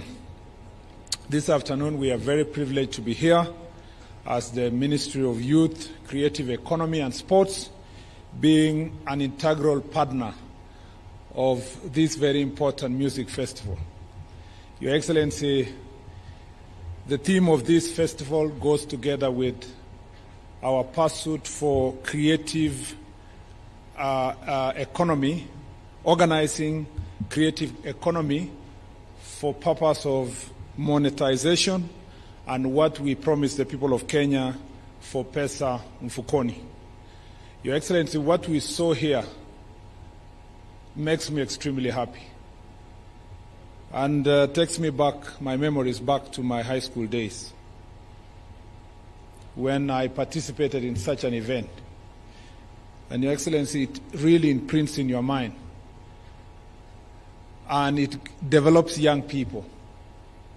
It's not just developing them for music, but the leadership that we have, the fact that we get opportunities to be elected, the confidence to address the public, and to be able to speak your thoughts and mind comes from nurturing young people the way this process has done to grow them to be responsible citizens. And allow me, Your Excellency, to say when I see Mr. Ngala, Professor Ngala, now he's a professor, I don't see his professorship. I just see the music, and all the time he has been a great inspiration to many of us from the days we were in the university up to now. Your Excellency, the Ministry of Sports was able to support this program in an hefty manner, Your Excellency, to a tune of 150 million shillings to make this process successful. And this is only possible because you gave a directive immediately you came to office that the sports fund must be used to support sports and creative arts, Your Excellency, to make sure that it is confined to the sector that is going to grow our young people and help them to grow their talents. Your Excellency, let me use this time to repeat and reiterate what I said yesterday. This sector has great opportunity for private sector. It shouldn't be that government should be the only partner that puts resources to this sector. Our dream is to reach a stage where it is the private sector that takes the lead in terms of supporting and financing this sector. Because herein is opportunity for proper branding, for talent identification, Your Excellency, and an opportunity for the private sector to also brand themselves and make money through investing in this sector. We also hope, Your Excellency, that we can grow the music recording studios in our country to reach a stage where when we have these events, they should be here to be able to take note of the talents and sign them, Mr. President, as early as possible to make sure that the talents are developed and grown to reach a level that we require. To do so, under the Talanta Hela program, Your Excellency, for monetization of talent, according to our bottom-up economic transformation agenda, we have a plan in the ministry, Your Excellency, to roll out a program called Who is Next? That program, Your Excellency, seeks to identify talent from the grassroots, and we will do it across the country to make sure that we identify talents in music, dance, comedy, poetry, fashion, modeling, and give them a platform to help them, about 3 million youth, Your Excellency, that are going to grow in this sector. In the Department of Youth, we have a program that we work together with our development partners, especially the World Bank, with the support of the World Bank, Your Excellency, known as the National Youth Opportunities towards Advancement, Your Excellency, called Nyota program, whose objective is to reach out to young people to make sure that we support them with resources that they can monetize their talent. We will be rolling out this program in every ward, in the 1,450 wards across the country, and we will make sure that we support talent. And we want to request the youth of Kenya to now organize themselves in a manner that we can be able to finance and support these talents. Your Excellency, we are also organizing this sector by making sure that we have a proper legal framework. And that legal framework includes, Your Excellency, the Creative Economy Bill and Creative Economy Policy. Finally, Your Excellency, the Youth Enterprise Development Fund has also set aside already resources, loans that are going to be advanced to young people at, Your Excellency, reasonable rates to make sure that they support monetization of their talent. We request that those who have been charged with the responsibility, especially collective management organizations that are managing resources that are collected from our creative industry, especially the music sector, that, Your Excellency, they must be prudent in terms of transferring the resources to the musicians themselves. In the past, we've realized that resources up to 70-80% is retained as overheads, as payments to this organization for administration, and then very little resources, and sometimes none, go back to the musicians that are the ones who have created this sector. Your Excellency, we are going to organize this sector. We put them on notice. I'm very happy with what is already being done by the Department of Arts in the Ministry of Gender. And Your Excellency, we are going to collaborate together to make sure that this sector is organized for purpose of monetization of talent. As this is my first week in this ministry, I'm extremely excited, Your Excellency, to be working with young people, the people I love, the people I like to mentor. As a former university teacher, I am extremely excited when I see young people in this space doing what they do here, and I can't wait to interact with them more to make sure that we mentor them to be the right citizens who are actually going to grow with their country instead of, Mr. President, kuanguka na their inchi. Thank you, Mr. President. Asante sana. Thank you, Waziri. Your Excellency, on behalf of the Ministry of Education, I wish to most sincerely thank you for inviting the learners of Kenya to State Lodge Eldoret.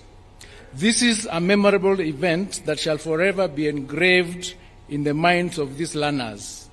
Your Excellency, as these learners trained and competed from the zonal level to the sub-county level all the way to the national level, top in their minds was to perform in State House before the head of state and the whole country. For those gathered here today, it is a dream come true. Your Excellency, the Ministry of Education, under your strategic leadership, has put the CBC agenda firmly back on track. There is a clear path arising out of the recommendations that were presented to you by the Presidential Working Party on Education Reforms. These are some that are undergoing legal processes, but those that were operational in nature are being implemented to the letter. I'm glad to report to you that junior school has firmly taken root to the extent that at this gathering, Your Excellency, we've witnessed presentations by junior school as a standalone. The committee earmarked categories most specifically for junior school. Next year, we shall be having a full junior school, and the learners at that level will compete totally independently. This category of learners will be lucky since some will be charting the sports, science, and performing arts pathway, which is a direct product of the CBC. Your Excellency, sir, over the last 9 days, we had a total of 145,800 participants, broken down as follows. The preschool participants were 12,354. The primary school were 29,876. Junior school were 22,876. Secondary school were 43,256. The teacher training colleges were 13,965. TVETs came in at 8,987. Universities at 3,809, making a total of over 145,800. This increase, Your Excellency, in the numbers is attributable to the new entries by the junior school. The learners were comfortably accommodated in our learning institutions within Eldoret County. Your Excellency, I wish to appreciate the Sports and Social Development Fund for heeding your directive and fully supporting this co-curricular activity and other co-curricular activities in the Ministry of Education. This particular activity was fully funded by the Sports Fund. I also wish to thank other partners, including Equity Bank, the KICD, the Communications Authority of Kenya, the Kenya Universities, and Central Placement Services, COOPS, and all these other partners that made this happen. Your Excellency, Moi Girls, and by extension, Eldoret, hosted this event and these students. And I therefore wish to also thank the Governor for hosting this big event. Your Excellency, I wish to thank you for your continued support towards university education, especially, Your Excellency, in the implementation of the student-centered university funding model that is currently in its second year. I wish to confirm that we have implemented your directive that all universities release the new fee structure letters stipulating only the household contribution towards the total cost of the degree programs. Over 125,000 students have so far applied, and out of these, 100,080 specific letters have been issued to the students as of this afternoon. Your Excellency, those cover 36 universities, and we are on course to meet the deadline, which is in 2 or 3 days away. That is by the 19th of August 2024.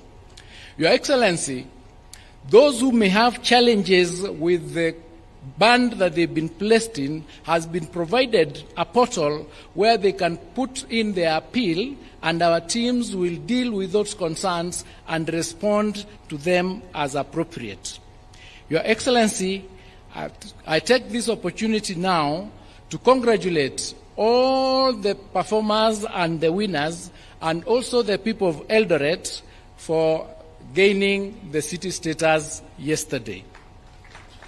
I thank you all, and God bless you, and God bless Kenya. Thank you. May I take this opportunity now to invite His Excellency Honorable Rigathi Gachagua to make his remarks.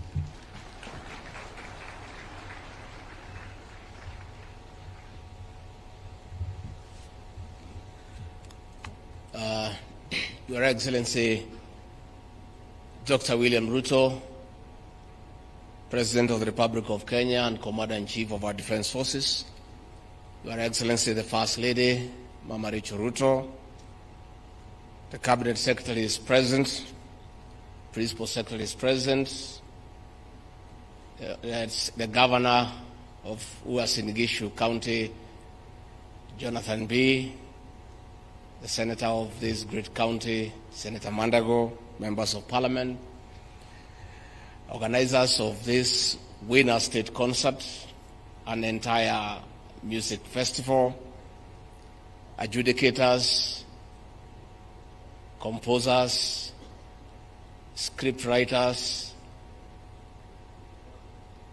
and the creative artists in this hall. Good afternoon. God is good, and all the time. Nisalimieni kwa hewa. Bwana Yesu asifiwe. Your Excellency, before I say one or two things, then I invite you to address this concert. Let me take this opportunity first to acknowledge the leaders present here, because it's important that the participants know that the leadership of this country is here to witness the performances that have been exhibited here. Of course, we have the CS for Education, Julius Ogamba, mpigie makofi. CS Kipchumba Murkomen for Youth, Sports and Creative Economy. The CS for the National Treasury and Economic Planning, John Buddy. We have, of course, the Governor of this great county, Jonathan B., a.k.a. Kotumoja. We have a Senator for this great county, Jackson Mandago. I've also seen the Secretary General of Kotu, Francis Atwoli.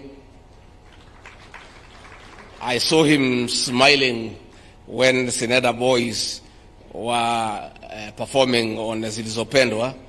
His love for Lingala music is the worst kept secret in this country. I think Mzee, you really enjoy it. We have PS's present, the PS for Immigration, Julius Bitok, Pigieni Makofi, the PS for Sports, Peter Tom, pigeni makofi. The CS for Tibet, Esther Moria, pigeni makofi.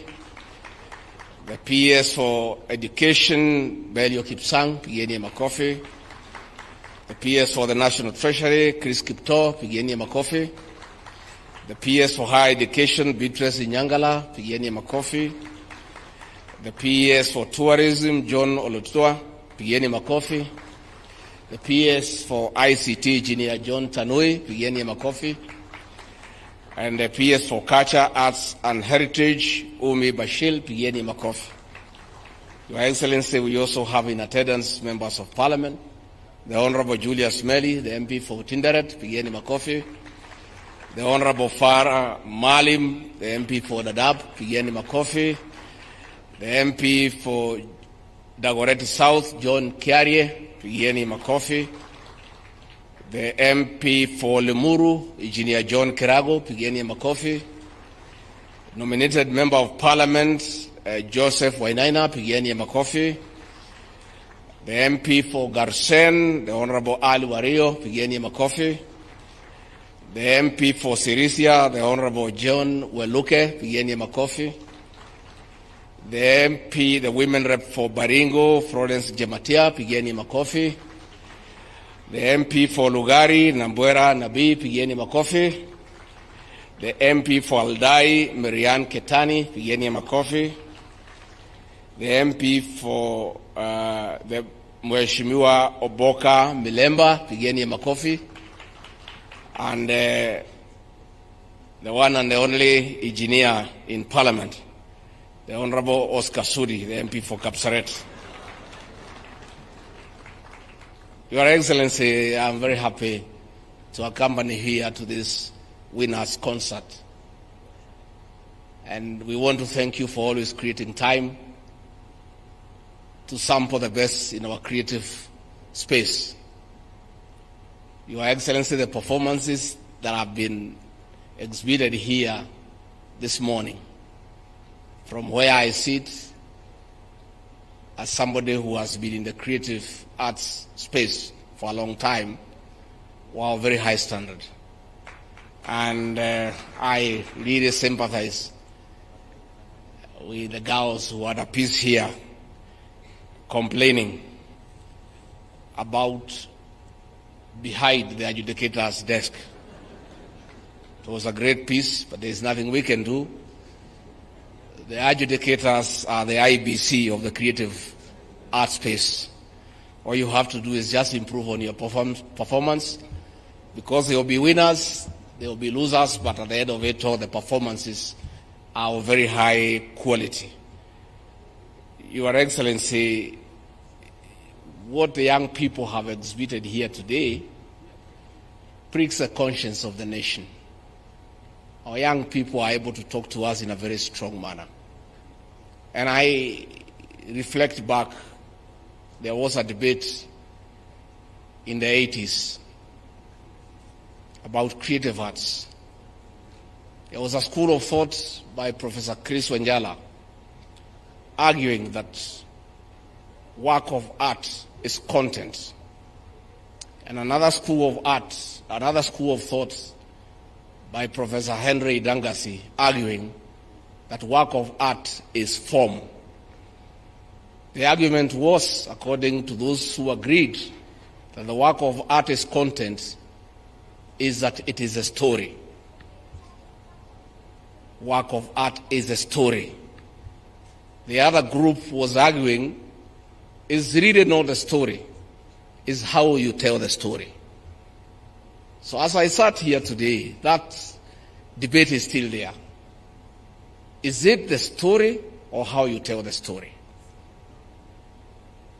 Which is which? Is it the story or how you tell the story? I belong to that school of thought. That is how you tell the story. The story is good and is always there, but how do you tell it?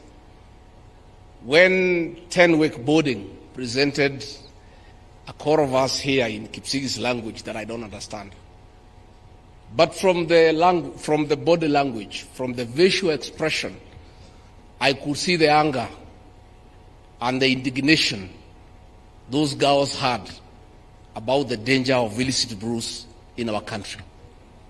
But that story is always there. But they told it in a different manner. When I looked at St. Clair, Maragoli, about road safety, challenging passengers not to board an overloaded vehicle, that story is always told by the police. But the girls have told it differently. So let us invest in how we tell the story. Your Excellency, when you saw in your cabinet, you did admit that our administration has had a challenge in how you communicate our achievements. We've done a lot. We've got good stories. Sometimes we don't tell the story, and when we tell those stories, we don't tell them well. Let us invest on how to tell the story. The university financing model is a masterpiece. It's such an intervention in our education system on how we finance it. But that story has not been told, and where it has been told, it has not been told well. Let us tell that story appropriately so that the beneficiaries can know that we have got a good financing model. So, Your Excellency, I want to say I'm very happy. Last year, we were with you in Nakuru. When I went home, after seeing the performances, I was very calm and slept very well. And my wife asked what had happened that I slept so well. I told her I was in a beautiful state concert, and she said, next year, I want to come with you so that I can also sleep well, so I asked her to come along today. And of course, I was very happy to see Gaya Boys, where I was for 6 years, and I was in the creative space, learning how to tell a story and tell it well. So I want to say congratulations to the performers. Continue telling the story, continue impacting on society through the creative space. And I want to thank Kipchumba Murkomen, the way you have explained. Let us invest more in our young people so that they can help us instill values in our society. They can help us communicate difficult messages in a light manner, in a manner that is not only educative, but also entertaining. With those very many remarks, I want to request all of you to stand up and help me by clapping and ululating and kushangilia to welcome the President of the Republic of Kenya, Dr. William Ruto, to come and tell his story and tell it well. Mr. President.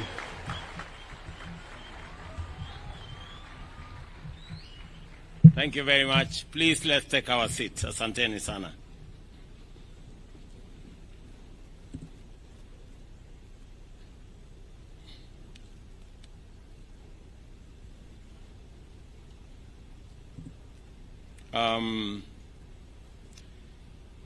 Your Excellencies, honorable members, distinguished artists, good afternoon. Hamjambo. Let me take this opportunity, first and foremost, to welcome all of us, those from far and wide, to Eldoret, the newest city in Kenya. As you're all aware, Eldoret became the 5th city in Kenya yesterday. And this celebration today, this Winners State Concert, is taking place at a moment and at a time when Eldoret has just become a city. Yesterday, I also had the occasion to receive our great ambassadors, our sportsmen and women who had participated in the Olympics in Paris. And we were very, very proud of their performance. They did exceptionally well. I still want to ask all of us to give them a round of applause. Today, we have seen the champions of our music in the creative industry space. To all of you who participated, those of you who have won, let me congratulate you on my own behalf and on many friends and the people of Kenya for making us proud with your performance. And I take this opportunity to welcome all of you to this very special state concert, hosted, as I have said, in Kenya's 5th city, the city of Eldoret, commonly known as the City of Champions. It is truly fitting that as we celebrate the conferring of city status on Eldoret, this new city also plays host to the National Music Festival. This great occasion is a testament to the limitless potential and talent that resides in our nation, Kenya, the natural land of champions. I have been informed that it is the very first time this event is being hosted in Eldoret. Congratulations, Uasin Gishu County, for all the work you have done together with the leadership of this event to host this occasion.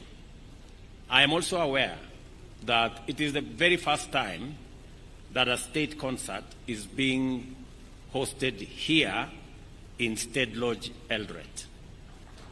Again, let me welcome all of you here. Please forgive me for the situation outside here. It's not very tidy because this place is not used to hosting big events like this. Next time, I will make sure that I improve on my hosting.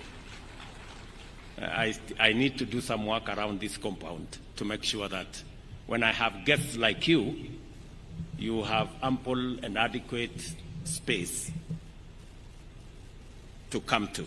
The Kenya Music Festival has long been a fountain of creativity, nurturing the raw and potent talent found in our young and youthful learners. Over time, this festival has offered a platform for learners to showcase their boundless gifts in music, dance, and poetry. These talents, identified meticulously and shaped and honed by the dedication of teachers, tutors, and lecturers, have played a transformative role in our society, building confidence and instilling pride in those who have graced the stage, as I saw them here this morning and afternoon.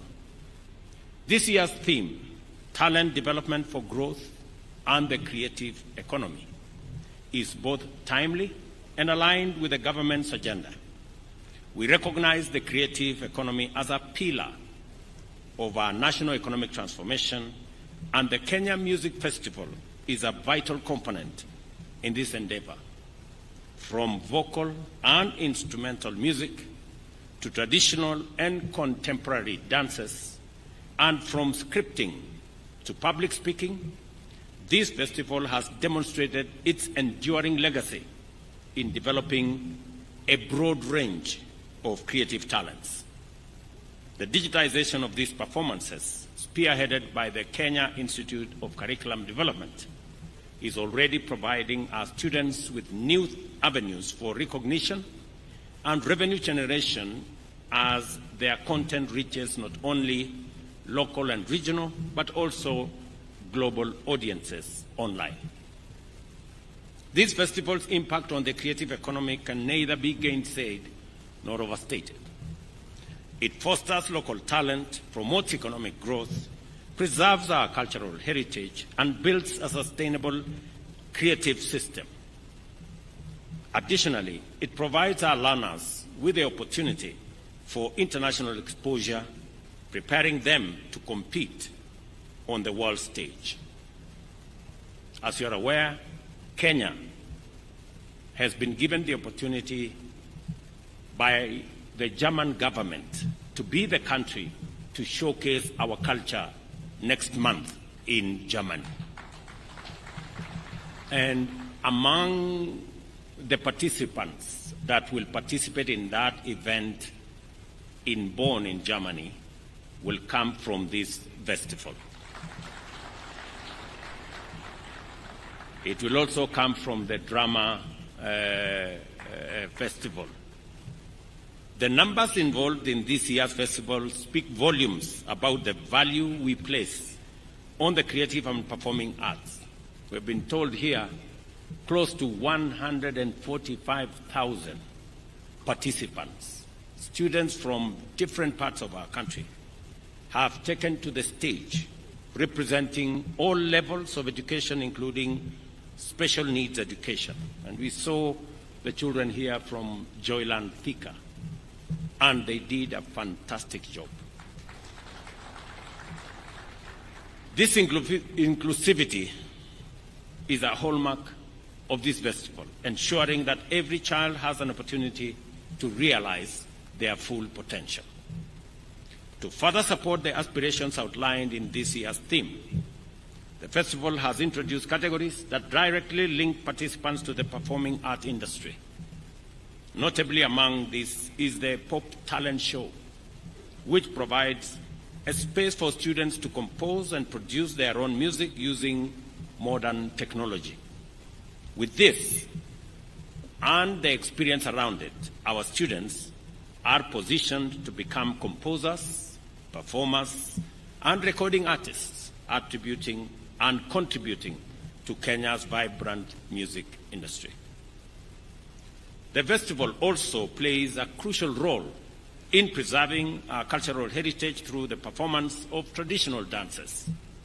We must promote these classes and document these dances to ensure they are preserved for current and future generations. This year, we witnessed the first national conference in music held alongside the competitions, as was ably explained by Professor Ngala. We must position Kenya as a cultural and music tourism hub, both at the county and national level.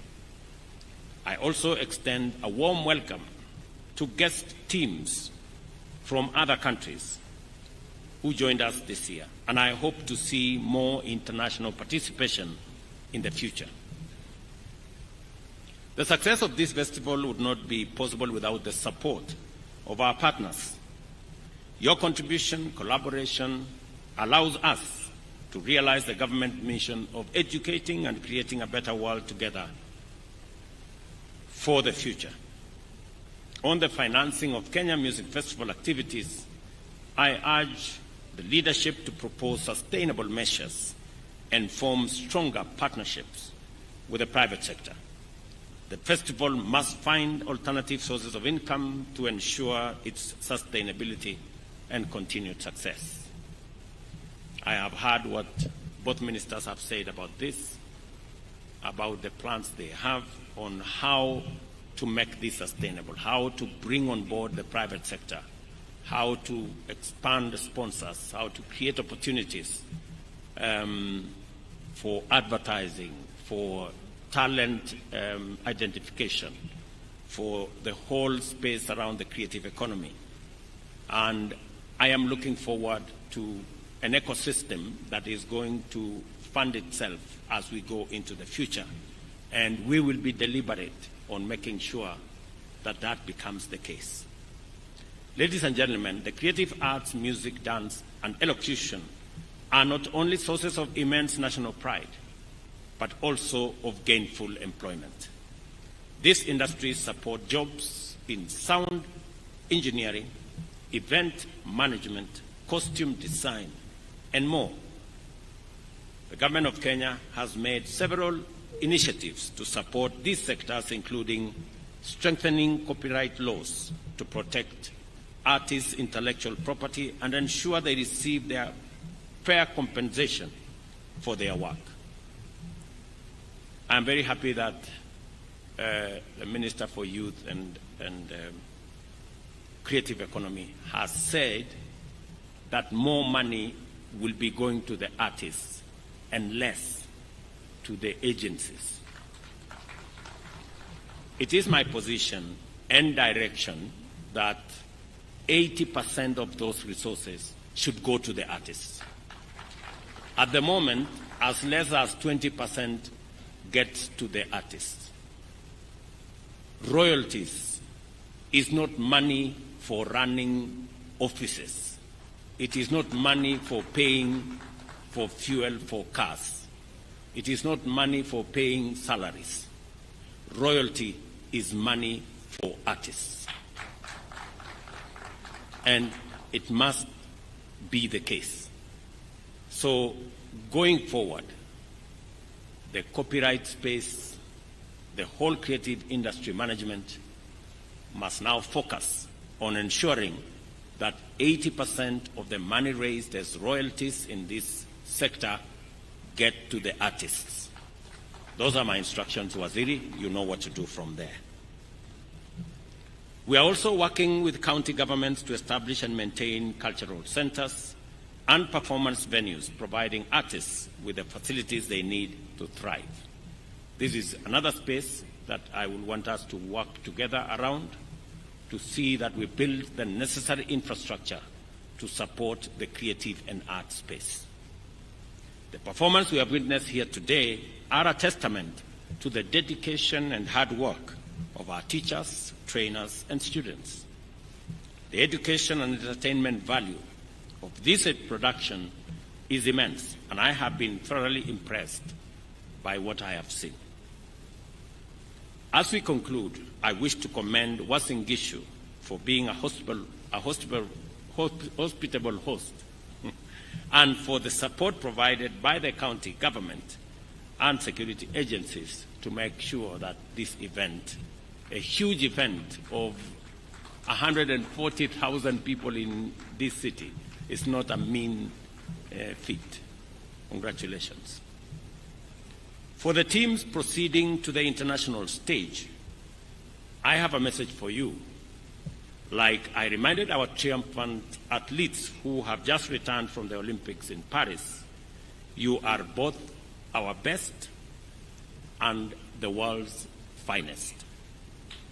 There is nothing, and I repeat, there is nothing that is beyond you. So go ahead and make your country proud. Please, by all means, shine.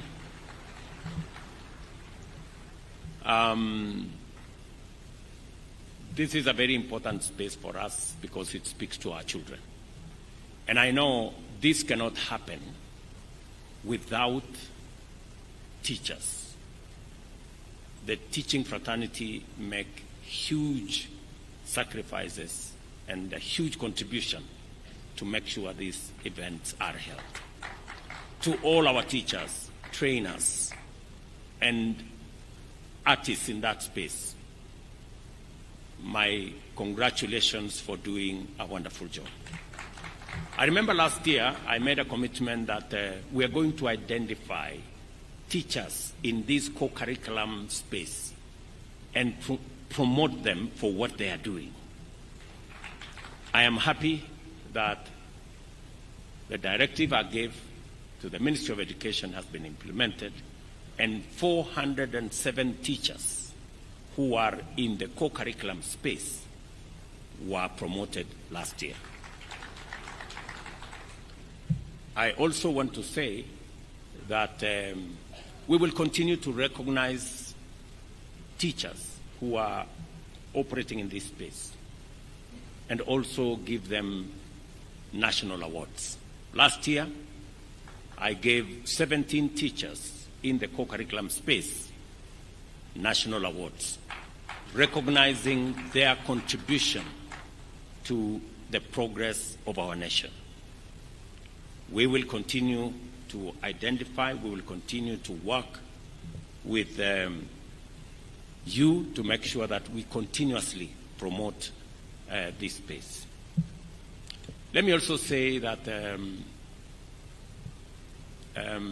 as the Minister for Education and the Deputy President have said, we have now concluded sending letters for the new students who had earlier been sent letters that did not have sufficient clarity. That in the next 2 days we will conclude that process so that every parent knows what it is that they need to contribute as the government shoulders the bigger part of our university education and TVET education. Between 90% and 60% is taken care of by the government of Kenya. So depending on the different categories of parents, you either contribute 10% or 20% or 30% at most. So this is the space we are in. We have also agreed that Treasury, TSC, and the teaching fraternity sit together and look at the possibilities of ensuring that we implement our commitment as government so that we avoid unnecessary industrial action in that space and avoid interruptions in our institutions of learning. So that engagement is going to happen, and I want to tell the leadership of all those who are concerned, all the stakeholders, to work together for the interest of our children, respecting also what is due to our teaching fraternity. So we will work with the teachers. I have already given instructions to Treasury to work with the Teacher Service Commission and the leadership of our teaching fraternity, both at the NAT and the Kupet level and also at the other university levels. So it is our intention to make sure that we keep our education space in good shape, because education is the greatest equalizer, and we need to make sure that every child has access to quality learning.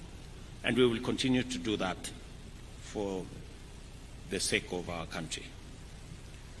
Otherwise, I am very happy this afternoon to participate in this great concert. I wish all of you well.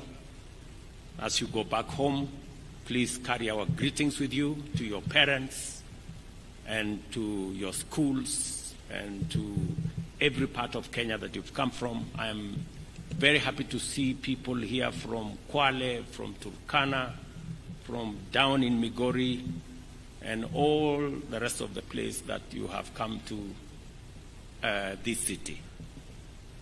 Maybe the next time the counties should be offering to host and consider footing some of the bills for the going into the future, because we have brought a lot of business into your town. Imagine we have 3,000 buses in this town, and we have all manner of people sleeping here. So we have close to thousands of people we have brought into this town, and they will be paying in your hotels. They'll be sleeping everywhere. So it's a good show. So otherwise, mimi nataka niseme asante sana. Thank you very much for coming. Thank you very much for this wonderful feat that we have seen.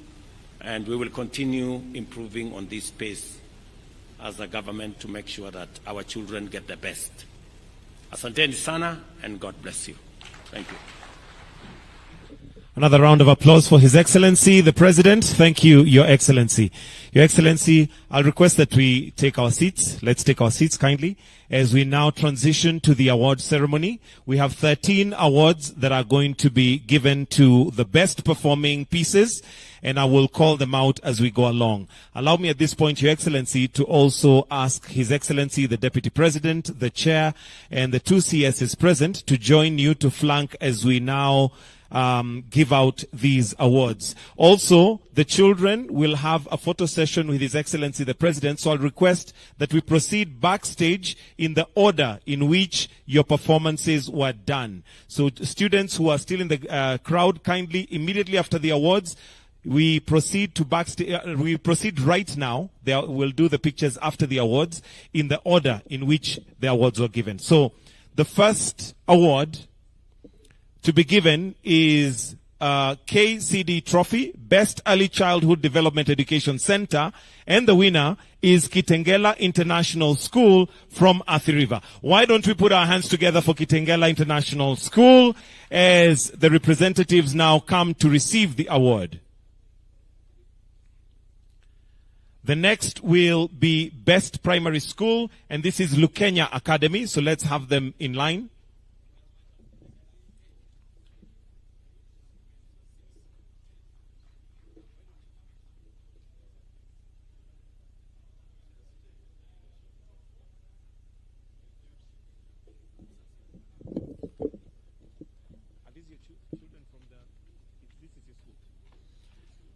That is Kitengela International School from Athi River. Tuwapigie makofi tena.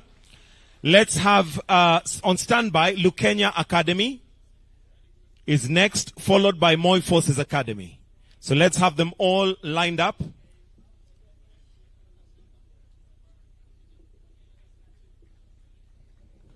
They all want to hold the award.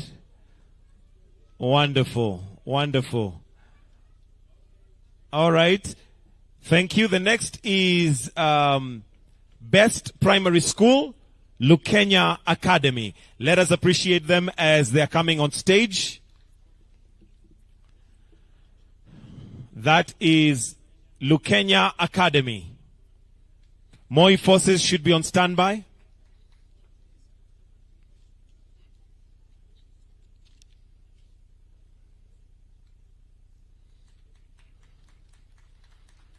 Let's also have Sirisia Special School on standby.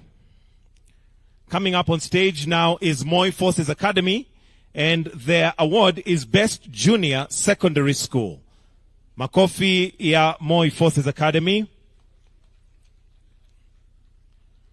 Followed by Sirisia Special School.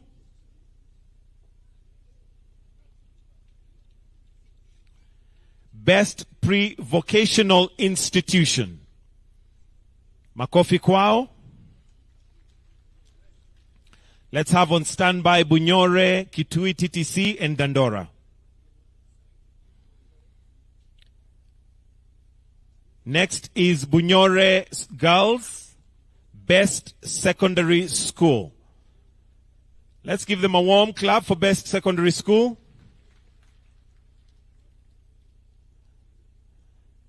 Next is Kitui TTC, Best Teachers Training College. This is a separate sponsored trophy.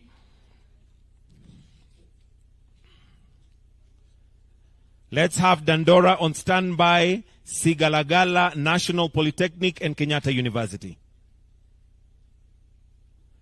Next is Dandora Green Light VTC, Best Vocational Training Center with Uraia Trophy. Tuwapigie makofi tafadhali.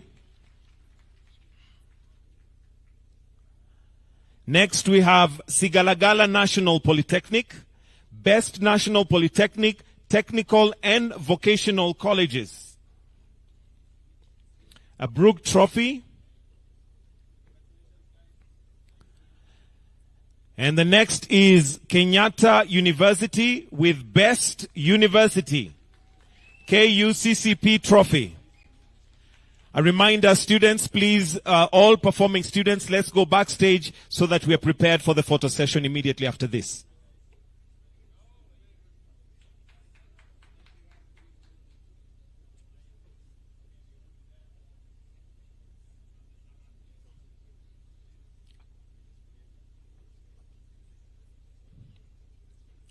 Next, we have Nyangweso School for the Hearing Impaired, Best Special Needs Education, Primary, Best Special Needs Education in Primary, Alupe University Council Trophy.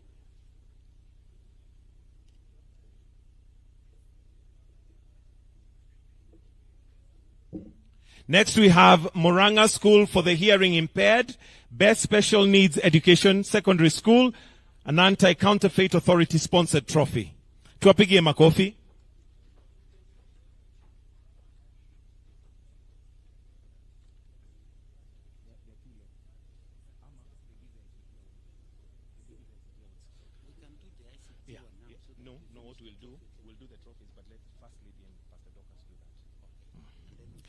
Next, we have Nairobi County, Best County, that's Teacher Service Commission Trophy. Tuwapigie makofi.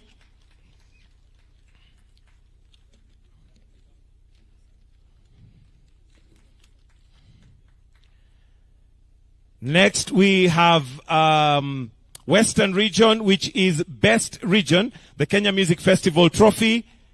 Makofi kwao.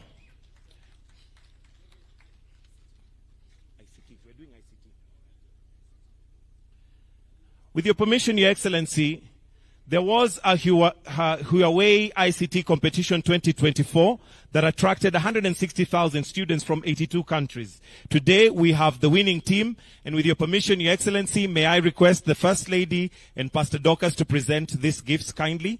So, Your Excellency, if you may retreat, but we welcome Her Excellency, the First Lady and Pastor Dorcas to present these awards. There was a Huawei ICT competition in 2024 that attracted 160,000 students from 82 countries across the world.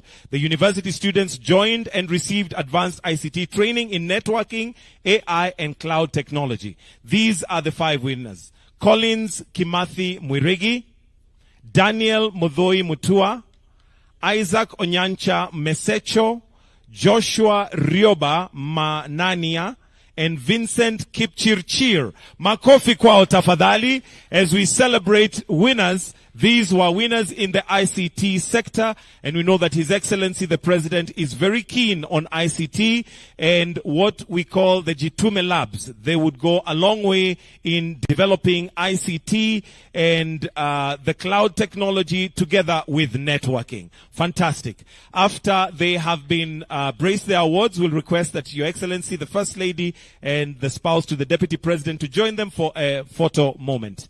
If we may capture that.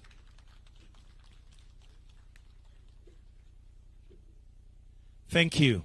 We'll now proceed to the photo session.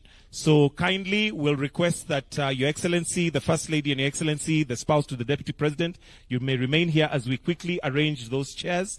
Let me also invite the PS Culture, PS Higher Education, PS ICT, and PS Bellio to kindly come on stage as you'll be part of these photographs.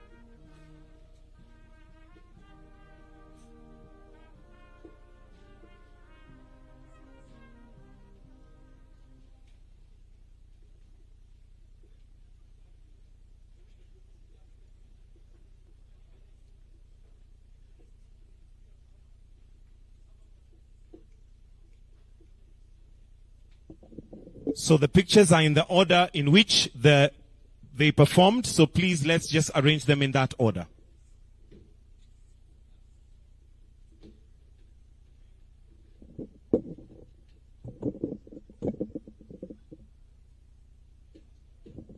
Exit to the left. Let's have the next lot coming in.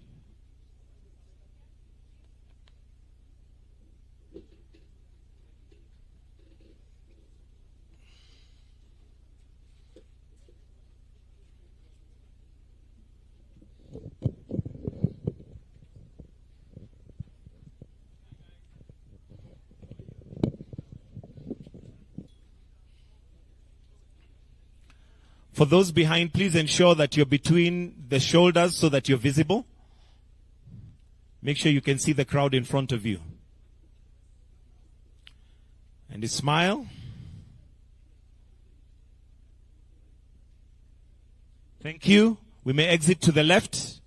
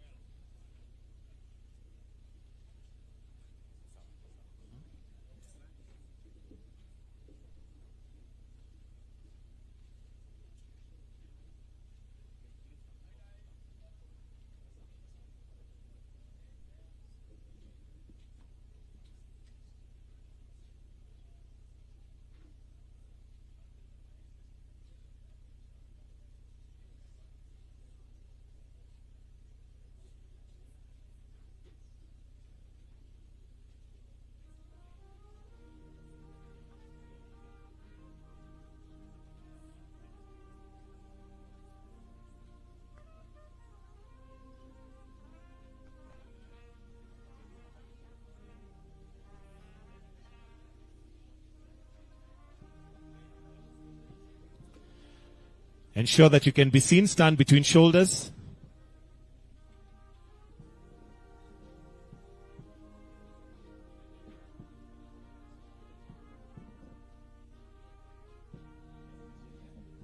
Thank you. We may exit to the left.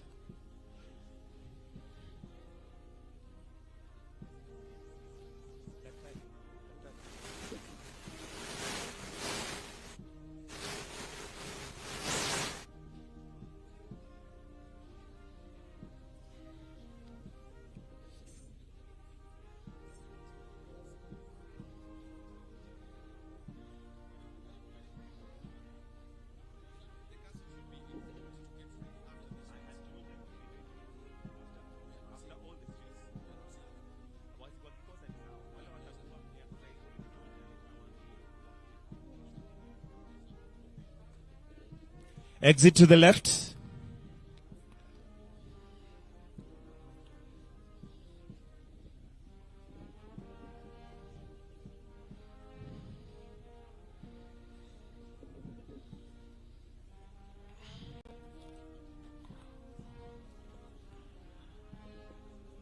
The taller ones to stand behind and make sure you're in between shoulders.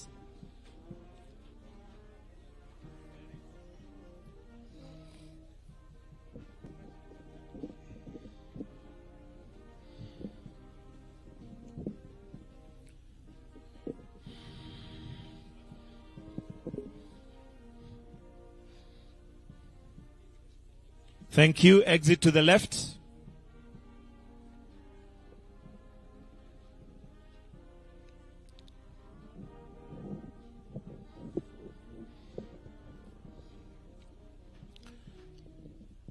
The taller ones to stand behind, but stand behind in between shoulders so that you're visible.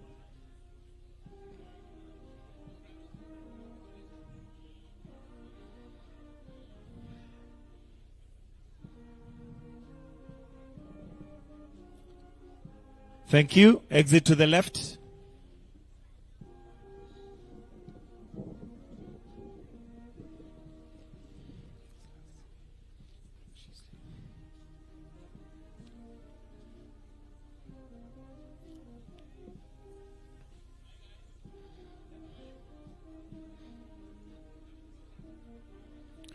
The taller ones to the back.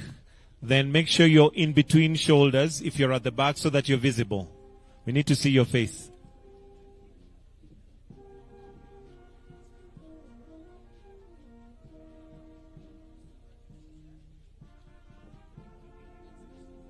Exit to the left kindly.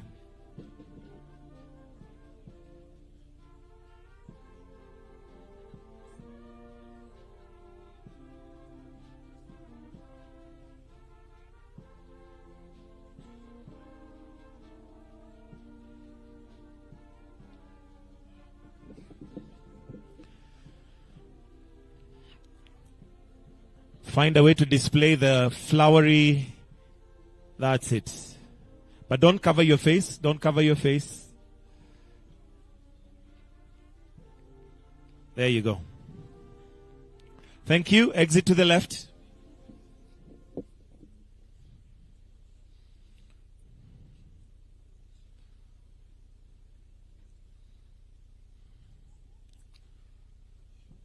Those who are taller, remember to stand behind.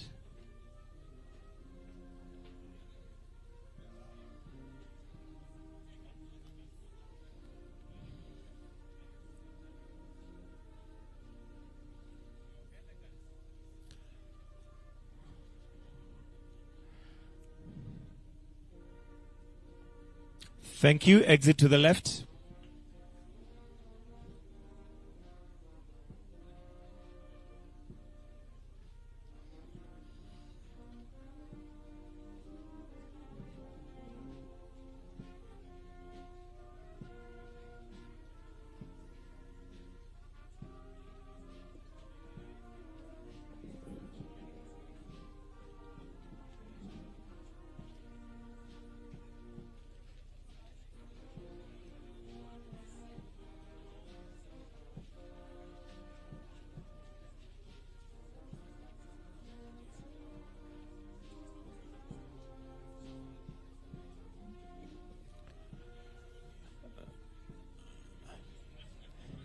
His Excellency likes their uniform. Let's exit to the left, please. We may exit kindly. Let's exit kindly.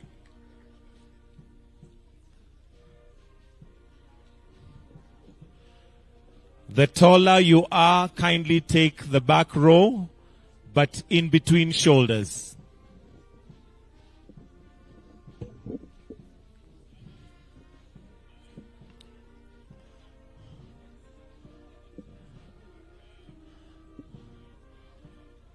All right, let's look forward and in 3, 2, 1. Thank you. Let's exit to the left. Through the left.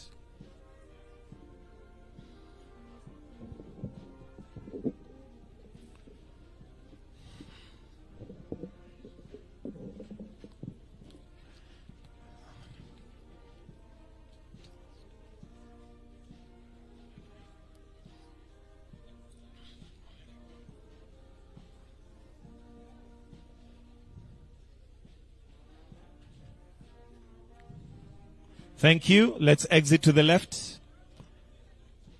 Exit through the left. The left.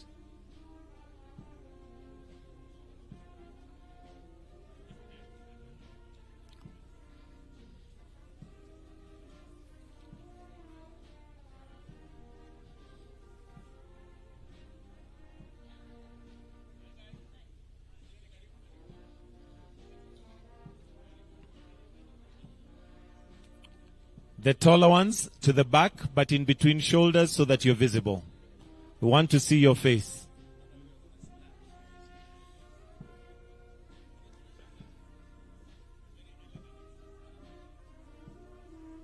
Thank you. Let's exit through the left.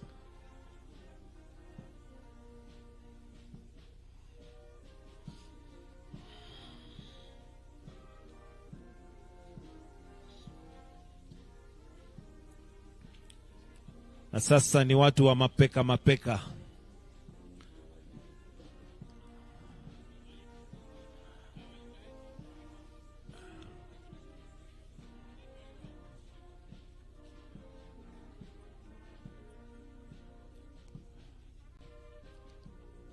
Thank you. We'll exit from the left, your left.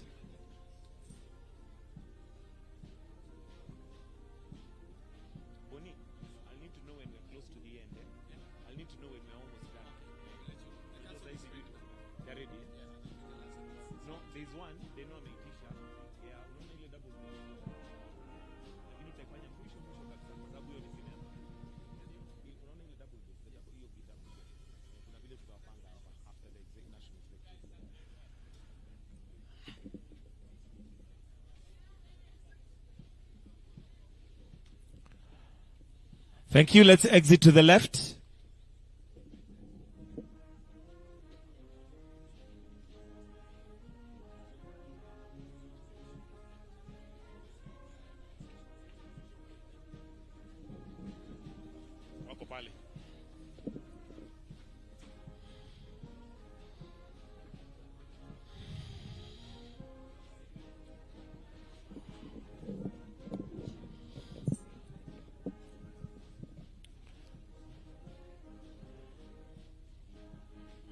Ensure you can see the people in front. Thank you. Exit to your left. To your left.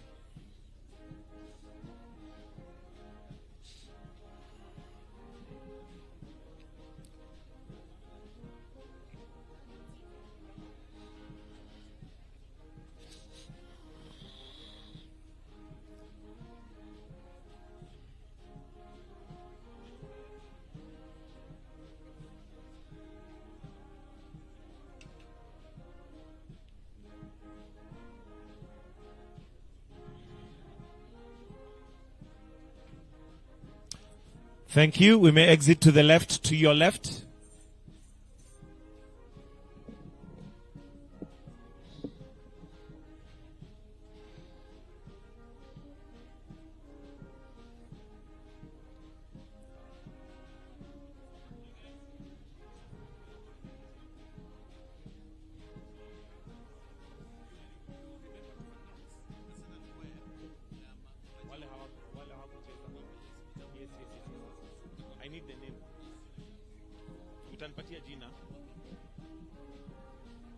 Let's exit to your left.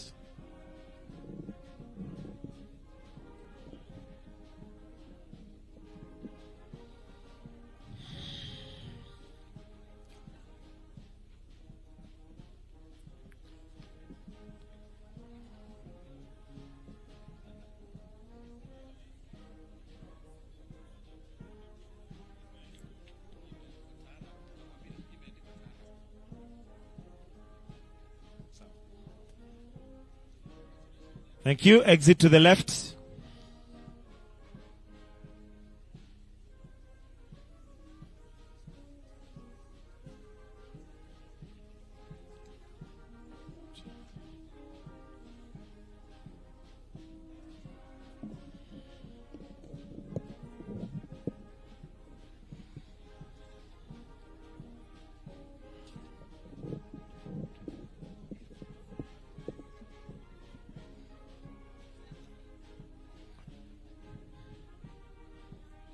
Thank you. We exit to your left. Next group can come in.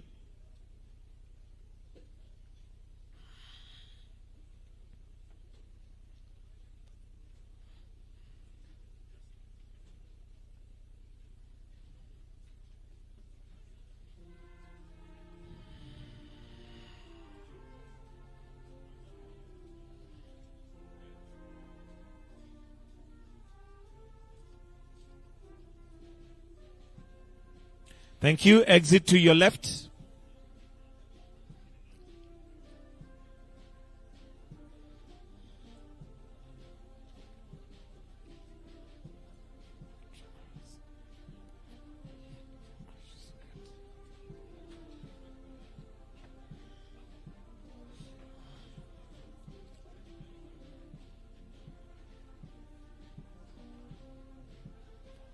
Those ones are quite a number.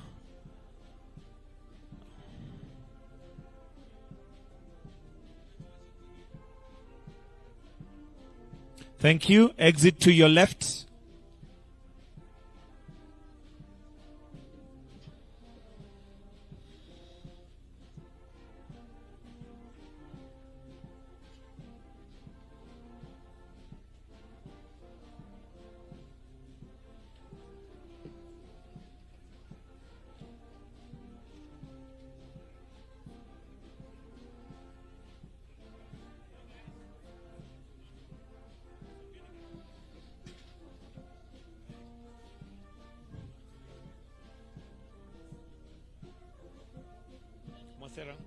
Mosera.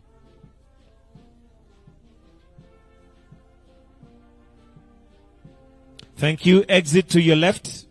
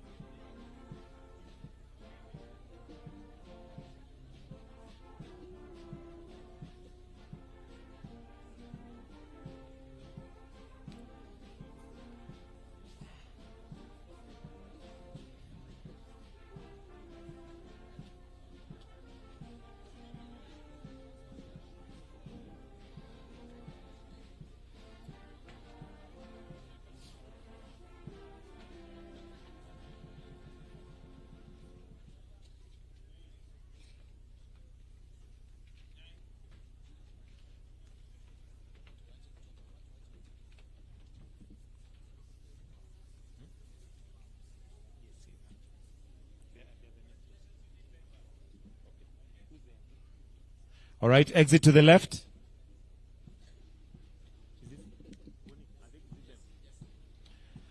The group that's now coming on stage, Your Excellency, is Dadaab Music Secondary School, Majaoni Secondary School, sorry. Due to a technical problem, they were not able to perform, but we shall ensure that their performance is scheduled. Why don't we appreciate them? Tafadhali, tuwapigie makofi. They were not able to perform due to a technical issue, but we appreciate their effort having come all this way, and will ensure that they get an opportunity to perform for His Excellency. The school is Majaoni Secondary.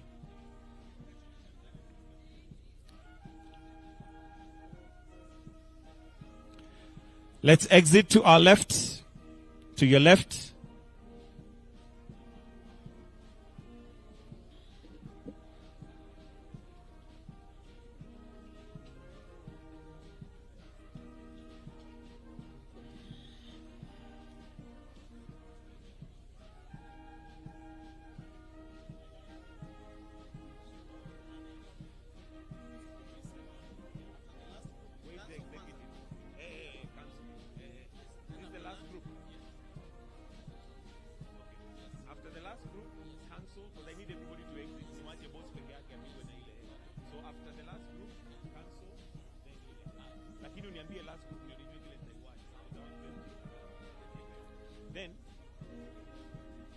Exit to the left kindly.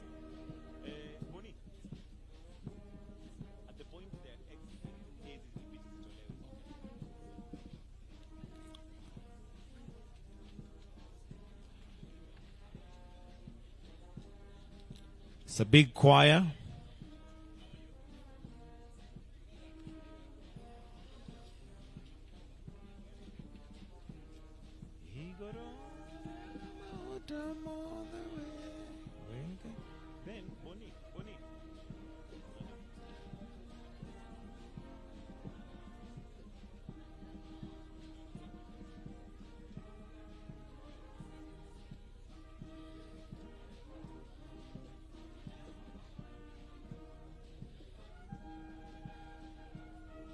Thank you. Exit to the left.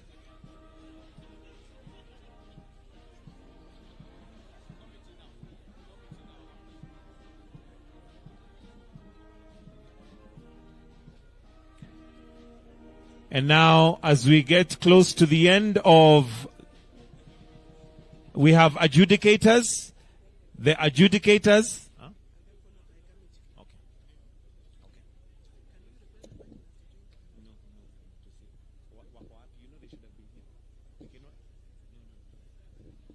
The adjudicators who were given a warning by one of the presentations for being too strict.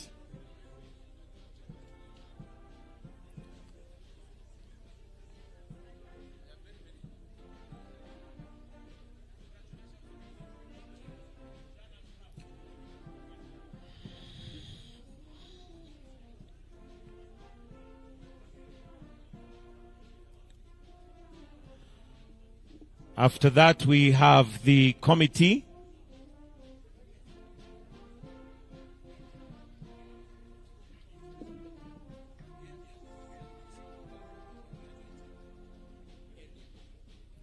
There is one more school that may have been left out, so we'll do the school, then the executive committee.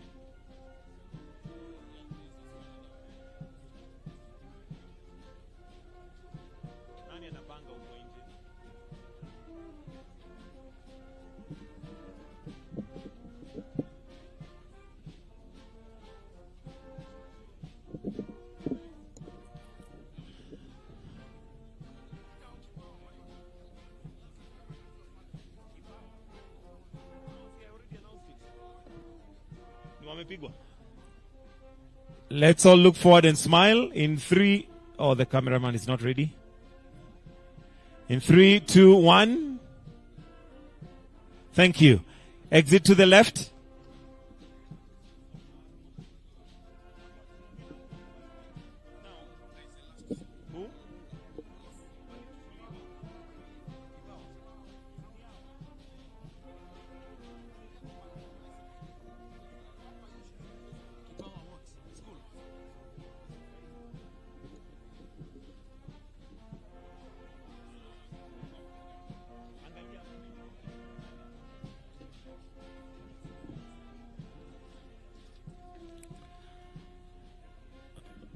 All right, so let's all look forward. In 3, 2, 1, smile. Thank you. Exit to the left. The executive committee.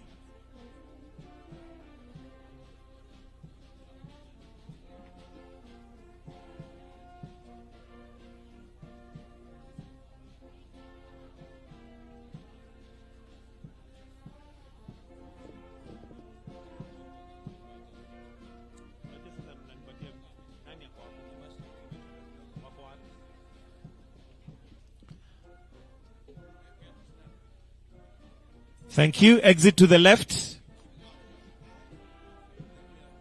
The next group, a school.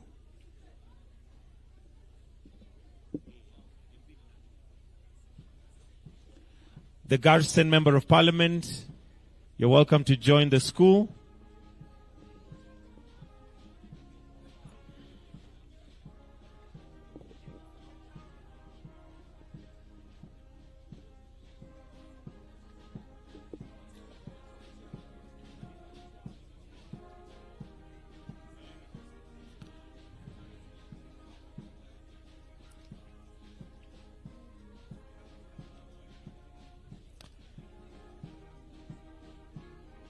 All right, thank you. Exit to the left.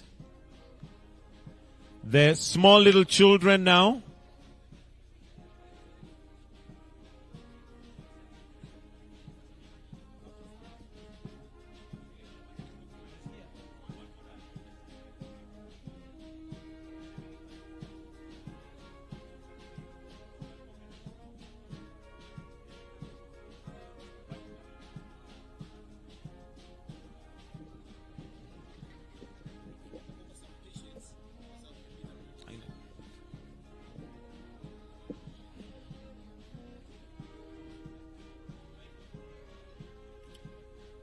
Hii ndio picha ya gazeti. Beautiful picture. Smile. Wonderful. All right, thank you. Children, we may now exit.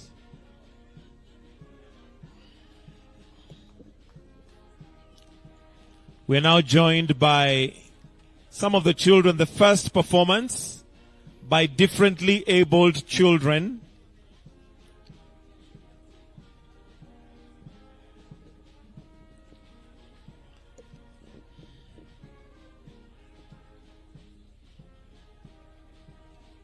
And I can see children that know how to take advantage of an opportunity.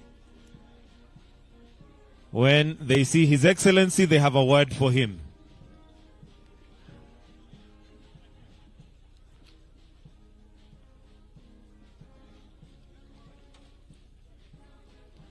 Those of us who are at the back and are not part of the picture, please let's move.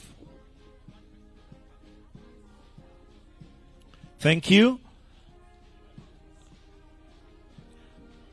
Our first performance, which was by differently abled students, are now joining us. Let's bring them. Let's usher them in for their photo moment with His Excellency, the President. We'll soon be winding up.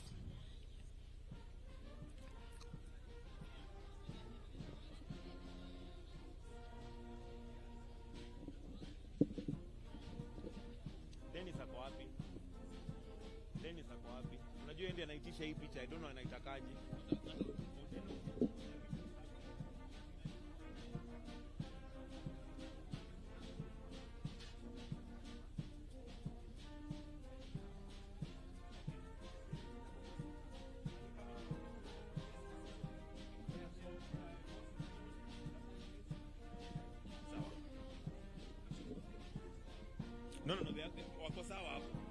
what we need to do.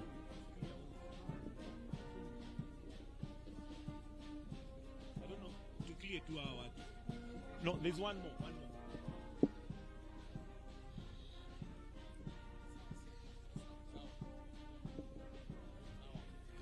Beautiful picture right there. Makofi kwao. Thank you. It helps them smile. Thank you.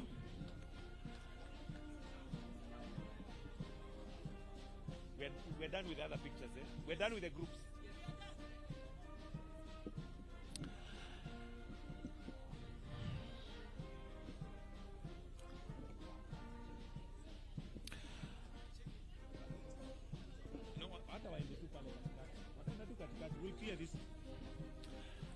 Thank you, Your Excellency. As we prepare to wind up, I'll then request that all of us retreat to our seats except His Excellency the President. We may retreat to our seats as we prepare to finish except His Excellency the President. Kindly allow us to hold you 1 more minute as we remove those chairs. And to give it a touch of music, which is what this was all about, would like His Excellency to have a picture with a double bass, as it's known. Some of us may not know what this is. It's not an extra large guitar. It's a double bass instrument.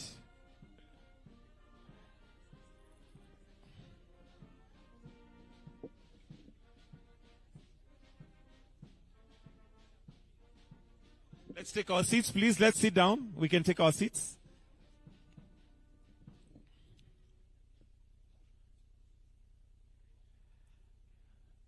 Band, you may continue with the soft music as we have that picture taken. Thank you. I'll now request that we all exit the stage and leave His Excellency to take the last, the national anthem as we wind up. So let's all be upstanding as we have now come to the end of this particular session, and we'll finish with the Kenyan national anthem. The national anthem.